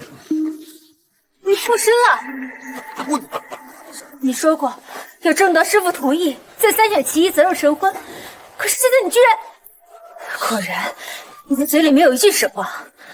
说谎的人找到了，不是赵仙师，而是你。圣女姐姐，我不是故意要骗你的，是这件事它发生的太快了。罢了，我堂堂圣女，岂会嫁给一个不洁之人？你我退婚。炼出天元金丹，是你向武庄观赔罪的唯一方式。若炼不出，庄观玉金山绝交，必踏碎你玉金山门。若是比武力修为，我没有把握。可这炼丹是我的拿手好戏啊！好，一言为定。得镇元大仙邀请，我等二人星夜兼程，不敢耽误，终于没误了这炼丹大会。两位前辈一路辛苦，若能助我武庄观炼出这天元金丹，家师镇元子定有重谢。圣女客气了，我们与镇元大仙乃地仙同宗，应该的。我听说，除了我二人之外，武装观还邀请了一位丹道高人来观中炼丹，是不是炼丹高人不一定，但一定是一个满嘴谎言的登徒子。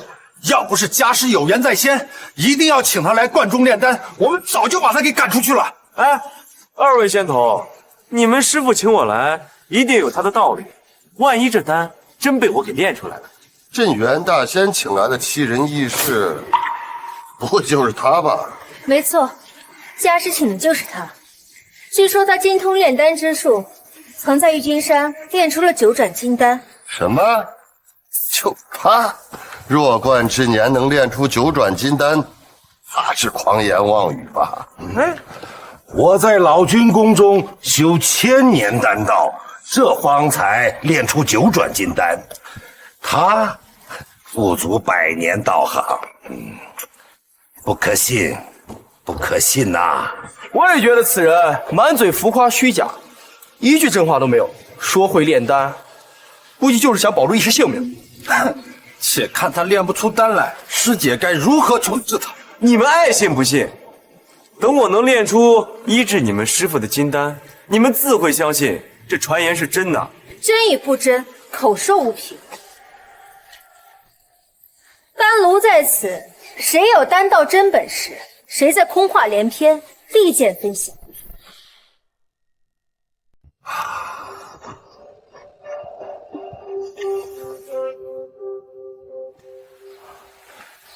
这炉中有3颗5成炼化的仙丹，这就是让我们炼的天元金丹吧？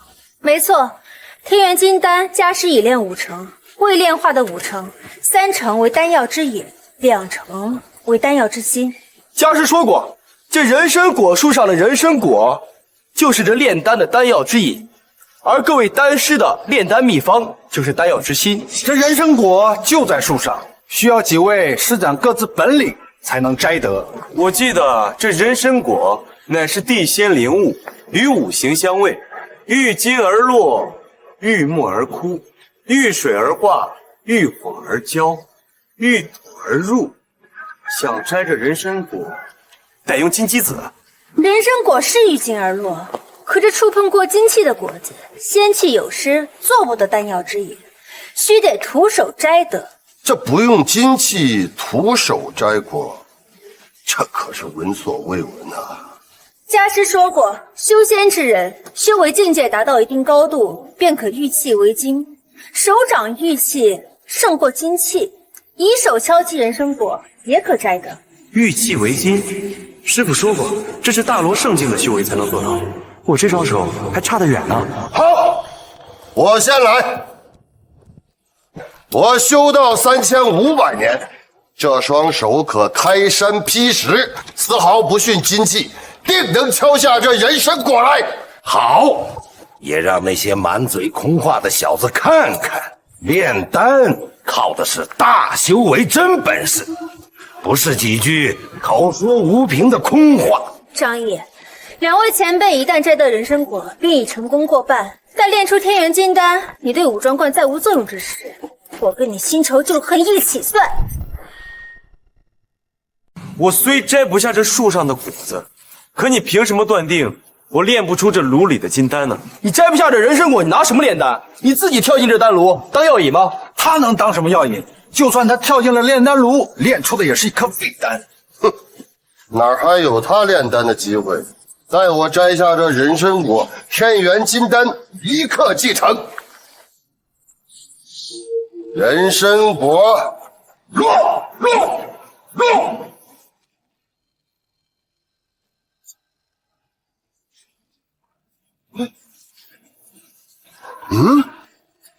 奇怪，按道理说，以昆仑丹师的修为，玉气为金不成问题，怎么打不落这人参果？道兄，这人参果树乃天地灵根生成所化，你不用尽全力，恐怕是打不下来呀。嘿，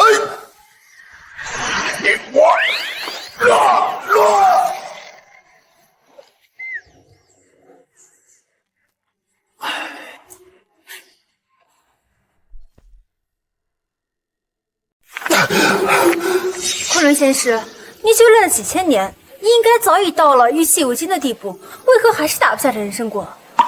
不是我修为不够高深，是这人参果就根本没熟，我才打不下来。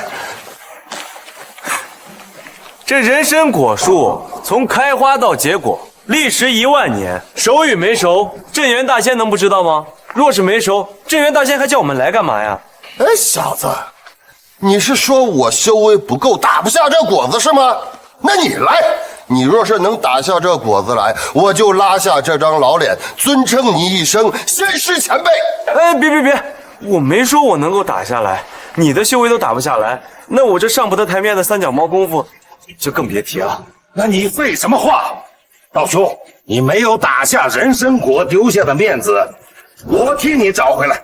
等我打下这人参果，我看他还能不能笑得出来。让开！神力出，仙果落，给我落！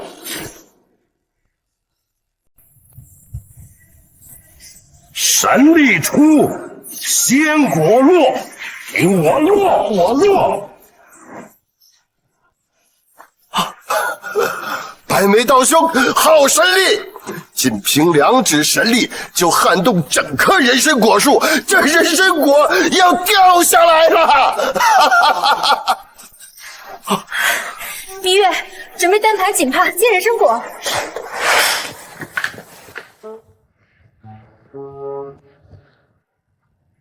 白眉仙人，我看这人参果也没有要掉的意思，要不你再出2指？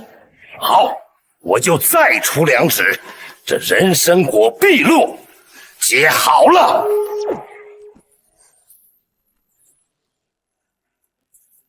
白眉真人，你的神力怕是还不够将这果子打下来的。唉，2位丹道前辈都打不下人参果，那就没有可以炼丹的药引。看来今天这丹药炼不成喽。 2位丹道前辈都打不出人参果，不是还有你吗？你不是吹嘘有能炼出天元金丹的本事，那打下一颗人参果应该不在话下吧？没错，今日我与白眉道兄运气不佳，让你看了笑话。既然你说你能炼出天元金丹，那也是丹道高人，其修为与境界肯定不在我们之下。哼！ 你打下一颗人参果，让我等开开眼。你们2位几千年修为境界的神仙都打不下来，我一个刚入修仙界的后生晚辈就更打不下来了。我就不打了，多此一举。不行，摘不下人参果就炼不成丹药。你师父说你有天道修为，那摘下人参果的可能，总归比2位前辈要多得多。正好我也想证明一下，你是否真的有天道境修为。 什么天道境界啊？就他？我听过狂话，可这么狂的话，这还是第一次听到。自盘古开天至今，也只有道主有天道境修为。你一个修仙界的蝼蚁爬虫，也敢自称是天道境修为，与道祖齐肩。若不是在这武装观，我定只手劈了你，以正仙道之风。我从来没有说过我有什么大修为。 一定是我师父说错了，或者是你们听错了。耳听为虚，眼见为实。你说的话是真是假？摘人参果一看便知。没听见圣女师爷的话吗？摘！少啰嗦！摘！摘！到时候我摘不下来，你们就死心了。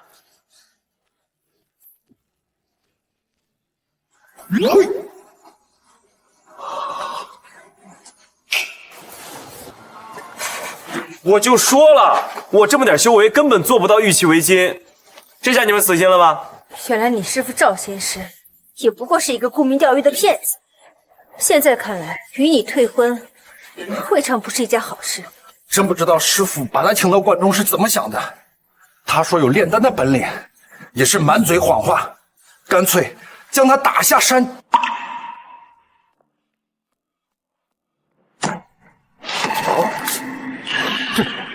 快看，人参果，他把人参果打下来了。他们两个几千年道行的地仙都打不下这人参果，我轻轻一敲就掉了。难道师傅以前都是骗我的？我真的有大罗圣境之上，直奔天道境的修为？人参果遇土而入，快把它捡起来！哦。哎，这一棵树1万年才结30个果子，你明明打掉了，却白白浪费了。无妨，虽然丢了一颗果子，却验出了一位天道境仙人。天元金丹炼出有望，师傅稍有有望。这轻轻一敲就能摘下人参果，他年纪轻轻，难道他的修为已经远超你我啊？不可能！依我看，这果子掉下来啊，跟他根本就没有任何关系。刚才的果子明明是他一敲才掉下来的，白眉仙师怎么说和他没有关系？这颗人参果受到昆仑道友2击，又受到我2指神力，他已经都摇摇欲坠了。等他过来，轻轻这么一敲，它自然就掉落了。所以啊，这颗人参果掉落的功劳，那不属于他。白眉大师说的有道理，我也觉得这人参果不是我打下来的。要证明这颗果子到底是不是你打的，也很简单，你再打一颗。也好，那我就再打一颗。若是还能打落一颗，就证明师傅的话是骗我的。回去一定要找师傅问个清楚。好，那就再来一次。刚才只不过是他运气好，选了一个即将掉下来的果子，这次我保准他打不下来。哼！若他这种仙道末流的小辈都能打下人参果，那你我那不是白修炼了几千年吗？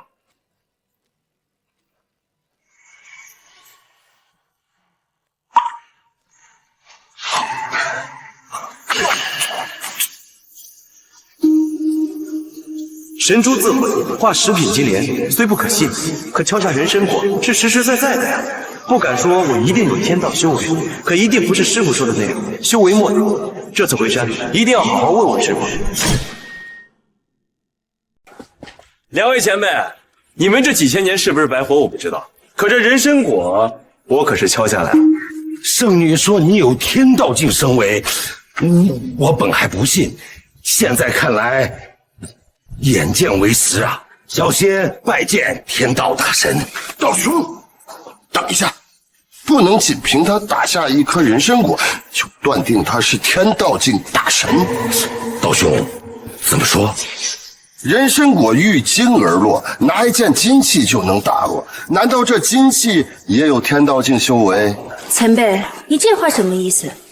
你是说张毅敲下人参果作弊用了金器？金器？我这浑身上下连一块铁片都没有，哪来的金器啊？据说有些修仙门派自幼金水玉身，金炼体，虽然修为不高，也能修成身体属金的属性，随后敲击人参果也能敲出金器的效果。我怀疑他就是这种歪门邪道门派出身。若真是如此，那你这种虚假的天道境大神，我不认啊！金水玉身，以金炼体，随你们怎么说吧，反正我又不是来比修为的。为镇元大仙炼完金丹，我就下山了。人参果已经有了，咱们开始炼丹吧。好，若你身体属性为金，敲打下来的人参果便不能炼成天元金丹，则证明两位前辈所言非虚。若我能炼成呢？如果你能炼成，则证明你的确是天道境大神，我便不再追究你的悔婚之事，还可嫁你。你若真是天道境大神，我二位愿自降身份，供奉你为上仙。好。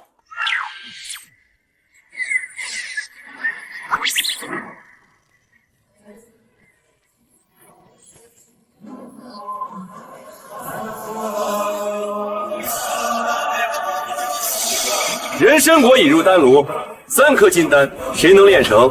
二位前辈，你们先请吧。虽说我二人未能打下人参果，但若论炼丹，我二人可是得兜率公老君的认可，为丹道大成之人。你是比不过的。这天元金丹由我亲自炼制，必能大成。你没机会了。我若是你，早就找个机会灰溜溜下山去了。留在这里，那最后只能承受仙门之怒。两位仙人，如果我没有记错的话，刚刚我敲下人参果之前，你们好像也是这么说的。结果呢？好，那我就让你输得心服口服。人参果丹药之饮已有，以我师门珍藏万年龙胆石为丹药之心，此丹可成。是万年龙胆石，据说其价值与人参果无异，舔一舔能活36000岁，尝一颗可直上33重天。这3界之中只有9颗有它做丹药之心，这金丹炼成大有希望呀！这么稀罕的物件，若是撒向人间，可免百年一击，救万民性命。用来炼丹，太糟蹋了。目光短浅，不知所谓。万民性命能与镇元大仙的安危相提并论吗？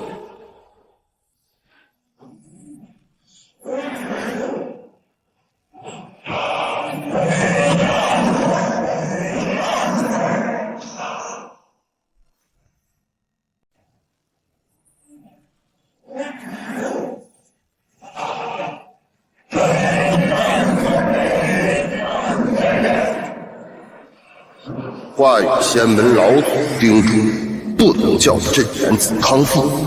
我在这黑龙胆里加了3分毒，既能炼出天元金丹，又叫他们看不出。镇元大仙一倒，这万寿山福地也有我一份儿。这颅内之丹怎么带着毒气？难道是这老道的龙胆石有毒？道兄，火候一到，开炉请丹吧。精神供血计，自将会中庭，取他抗位时，言我离为阴。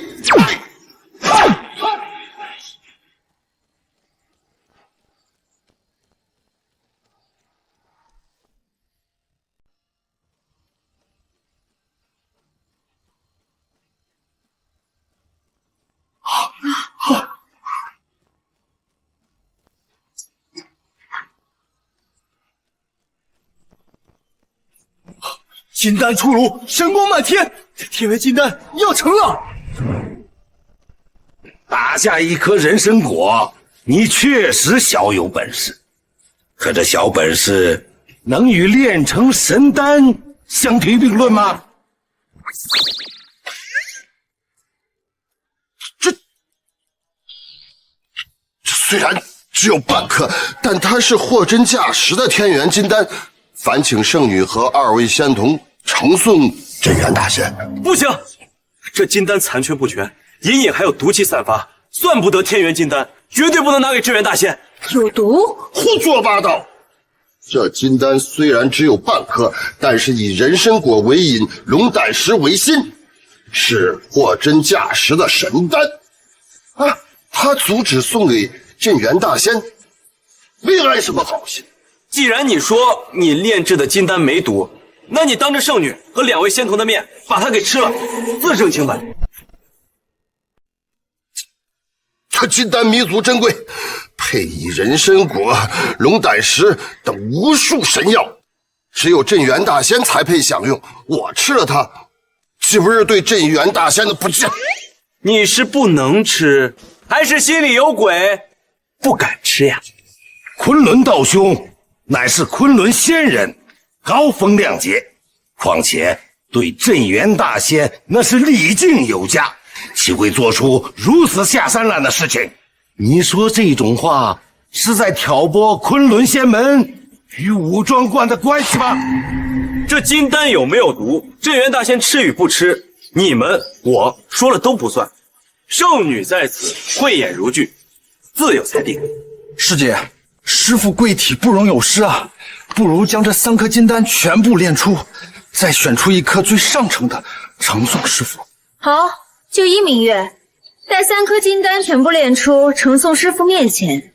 哪个吃得，哪个吃不得，谁真心真意，谁虚情假意，师傅自会甄选，善恶立见分晓。小子，你坏我昆仑仙门与武庄观的仙缘，这个仇我记下了，绝不罢休。你一个人的事儿不要牵扯到整个昆仑仙门，我相信昆仑仙门也不会加害镇元大仙。你嘛，可就不一定了。哼，清者自清，等你练不出这颅内金丹时，看你如何狡辩。道兄勿急，与这小童争论自降身份，待我练出天元金丹，一同面见镇元大仙，悉数列举这小子不敬仙道、不敬大仙之罪，看大仙如何收拾。就一道兄，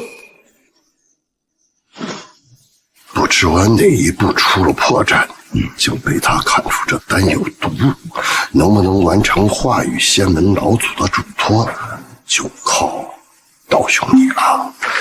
放心，天元金丹不是凡物，他一定炼化不出。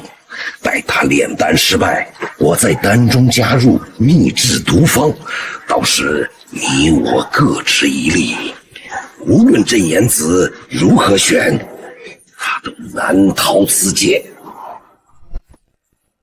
无论镇元子如何选，他都难逃此劫。白眉真人，你曾豪言3界之内没有你炼不出的丹药，看来这天元金丹还是要仰仗您了，请吧。圣女放心，若炼不出这天元金丹，我愿自废修为，从此不入仙道。白眉真人，你曾在老君门下听讲丹道，此次炼丹的炼丹之心也是不俗之物吧？没错，我带的至宝比昆仑道兄的龙胆石可称为有过之而无不及。此乃上古凤血，堪称神药，可医死人肉白骨，3界少有。活凤饮血，100年才饮10滴，1万年才宰这么一小瓶儿，稀罕物啊！拿来炼丹，糟蹋。你住口！镇元大仙乃地仙之祖，这等稀罕物也只有大仙才有资格享用。这凤血不洁，暗含毒物，莫非这2个老道是串通一气，不是来为镇元大仙炼丹，而是来害他的？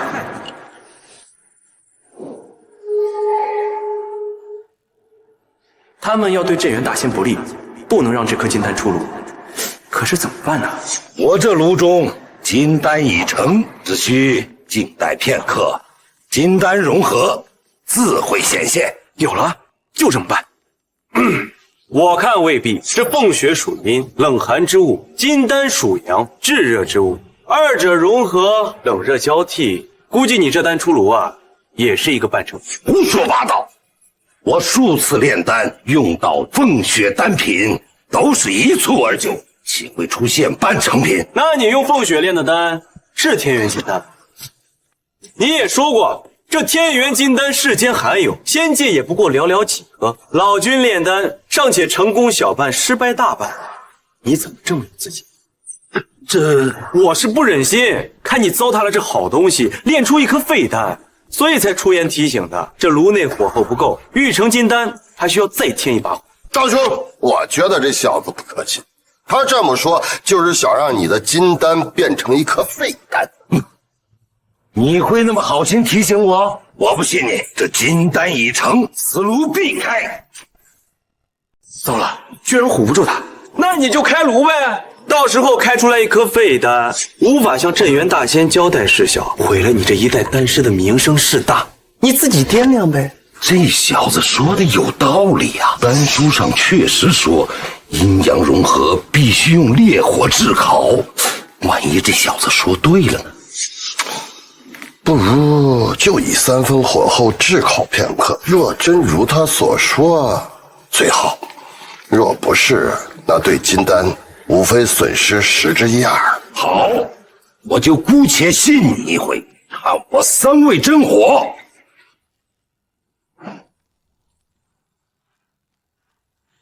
好啊，好啊，被你这三味真火一烤，你的金丹要变成黑炭了。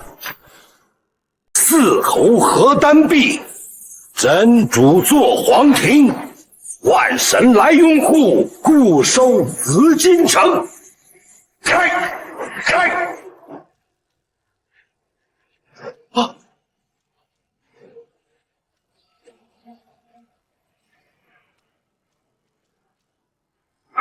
天元金丹成了，没想到倒真被那小子说中了。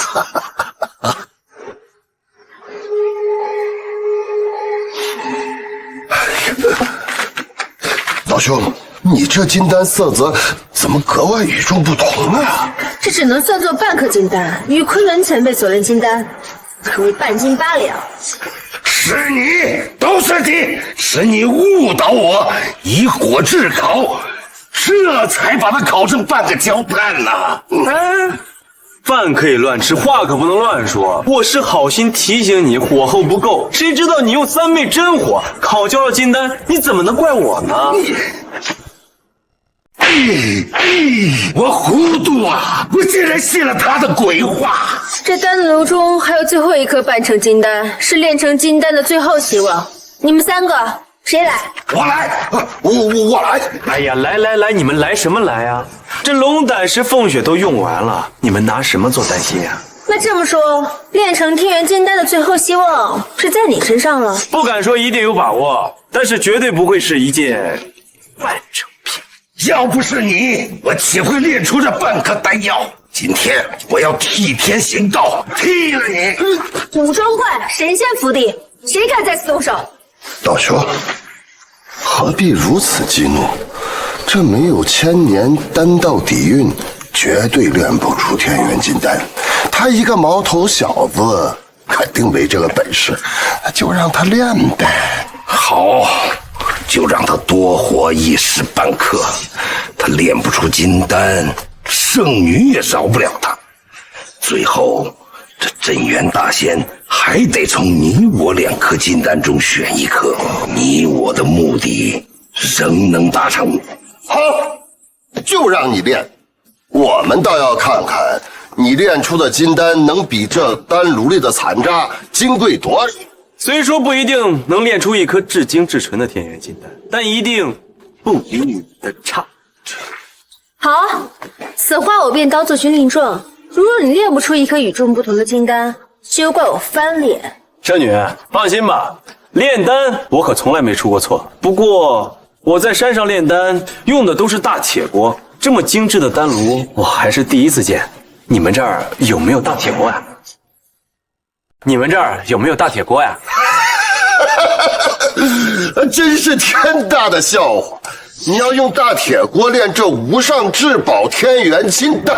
对呀，忘了告诉你们了，我在玉京山上炼出的九转金丹用的就是大铁锅。狂妄之极，不知所谓。九转金丹何其珍贵，岂是用铁锅这等下等物件炼就的？二位先生说的不错，我可从来没有听说过有人能把金丹用铁锅炼成。你当我武装观是什么地方？若是传出你用铁锅给我师傅炼丹，岂不成了整个仙界的笑柄？张毅，你说你用铁锅炼丹，到底是你的玩笑之法，还是修习过三界之外炼丹之法的奇方秘术？没有，我在玉京山上跟着师傅修行20年，这些丹药之术都是我从丹书上自学而来的。不可能！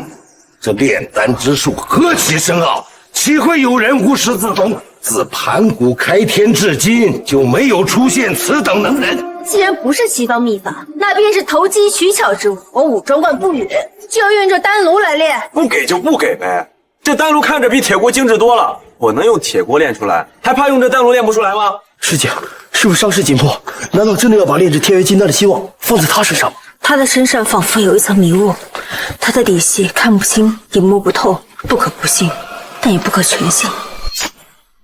他若能炼出金丹来最好，若炼不出，这不是还有2位丹师前辈吗？未尝不可从头再来。放心吧，这丹书上的内容啊，我早就背得滚瓜烂熟了。这金丹一定能练出来。至于这2位丹道前辈嘛，2位远道而来，不如呀，趁着天色未晚，尽早回家吧。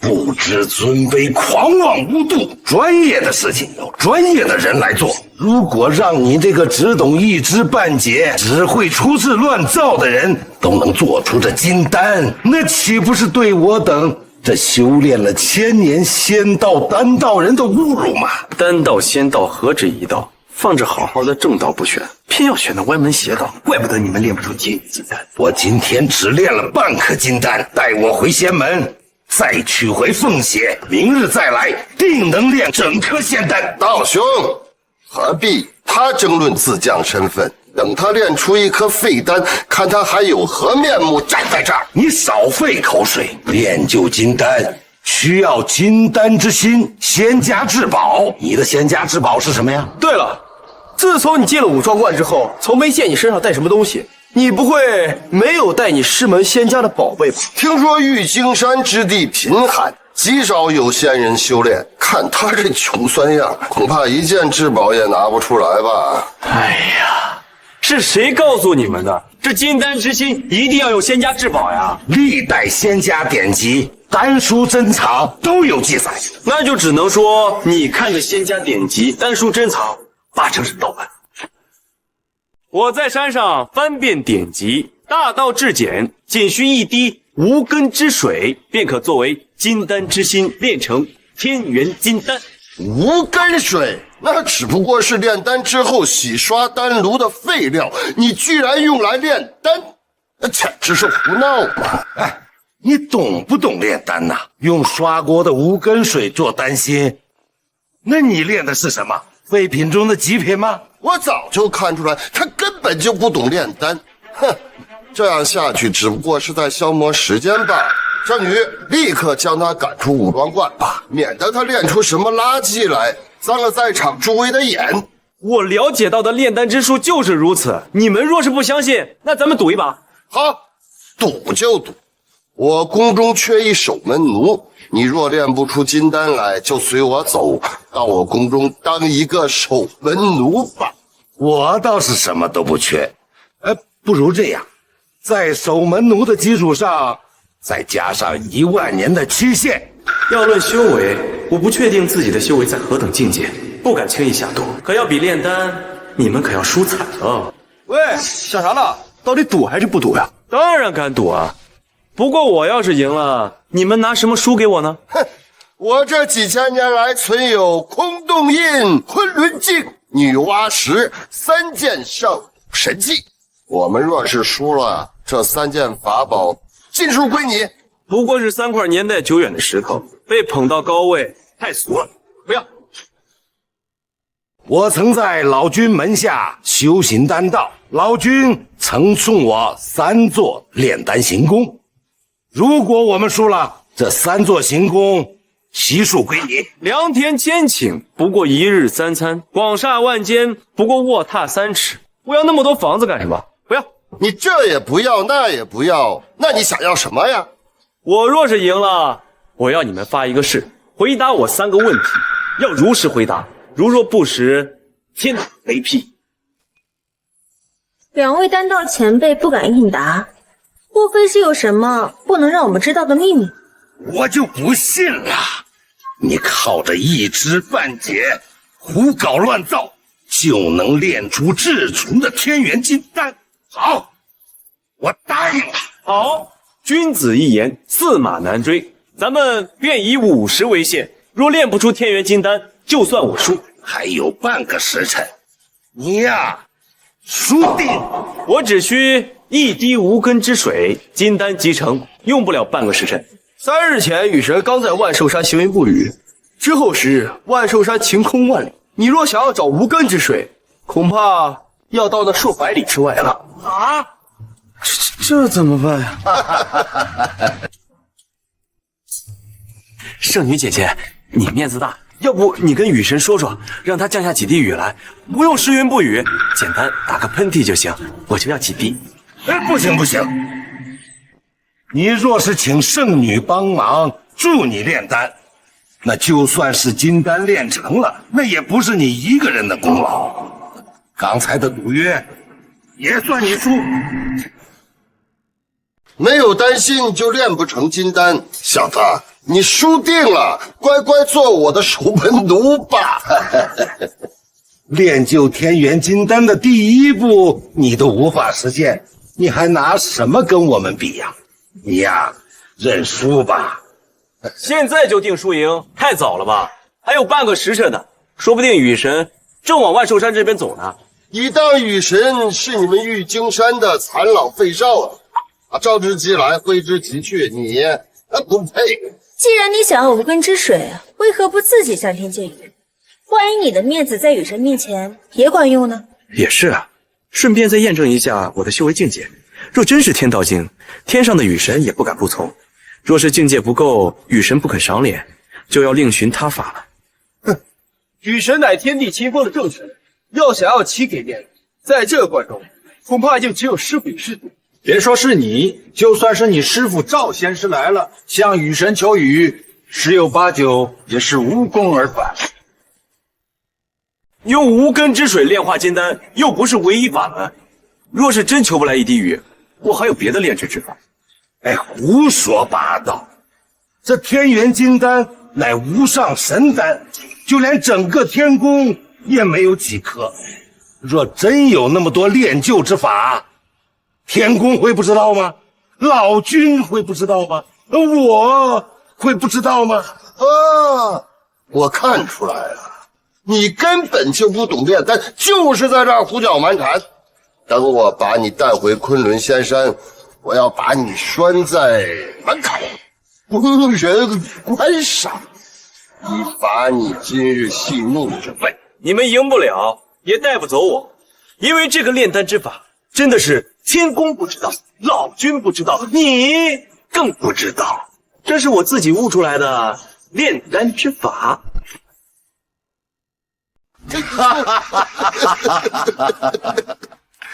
就你也能悟出秘法？老夫修道几千年，这还是第一次听到这样的笑话。就算是镇元大仙要悟出一条仙人之道，也要100年。你一个弱冠之年，也敢说这种大话？没错，距离师傅上次去弥勒宫讲领悟的仙道，已是有100年之久。悟出这种秘法很难吗？我就用了3天，就是仙人泪。仙人泪，就是仙道诸神的眼泪。没错，论效力，仙人泪可与无根之水媲美，用来炼丹效果相仿。瞎掰！天上仙人已绝七情六欲，何来的眼泪啊？要取泪啊，这比晴天落雨还难呐！天上仙人的眼泪我是取不得，但是2位的眼泪也是可以的呀。所以你们最好祈祷我能祈祷雨神降雨，不然就要2位仙人流泪了。若真求不来雨神施恩，一滴仙人泪，我助你取便是。现在你还是先想着怎么求来这无根之水吧。雨神上仙，玉京山弟子张毅向天求一滴无根水，可否？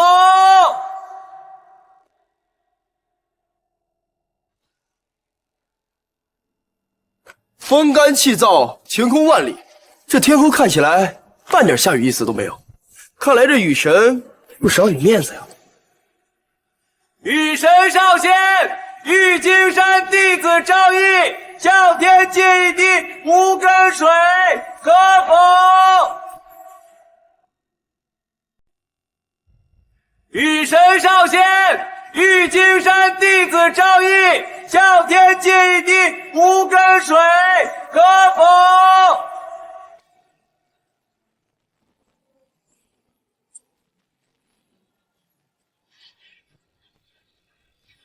别费劲儿了，你一个仙道末流之辈，也敢祈求雨神降雨，你也太看得起自己了吧？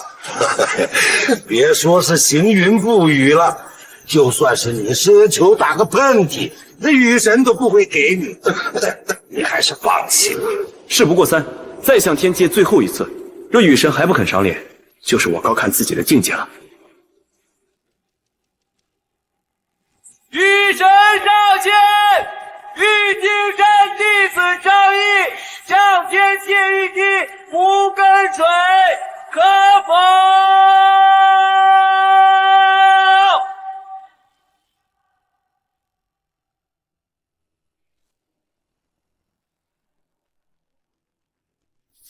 呵呵，别挣扎了，你的话雨神不屑于听。我这儿倒有些温热的仙人之水，你要不要？放弃吧，别浪费时间了。这丹呐，你练不出来。别浪费时间了，这丹呐，你练不出来，还是跟着道兄去做守门奴吧。这10000年不长，这10000年也不短，刚好可以磨磨他的心性。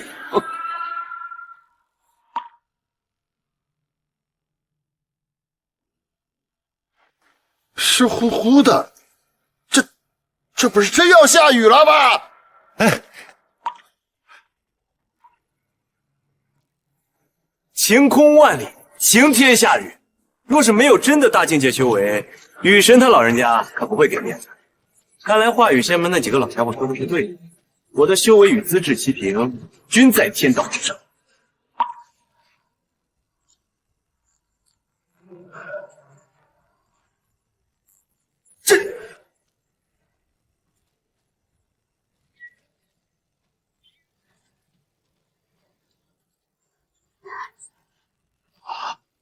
这天元金丹真的被他用无根水炼出来了。愿主读书，你们说的。如实回答我3个问题：第一，以钉头七剑书暗算镇元大仙的人是谁？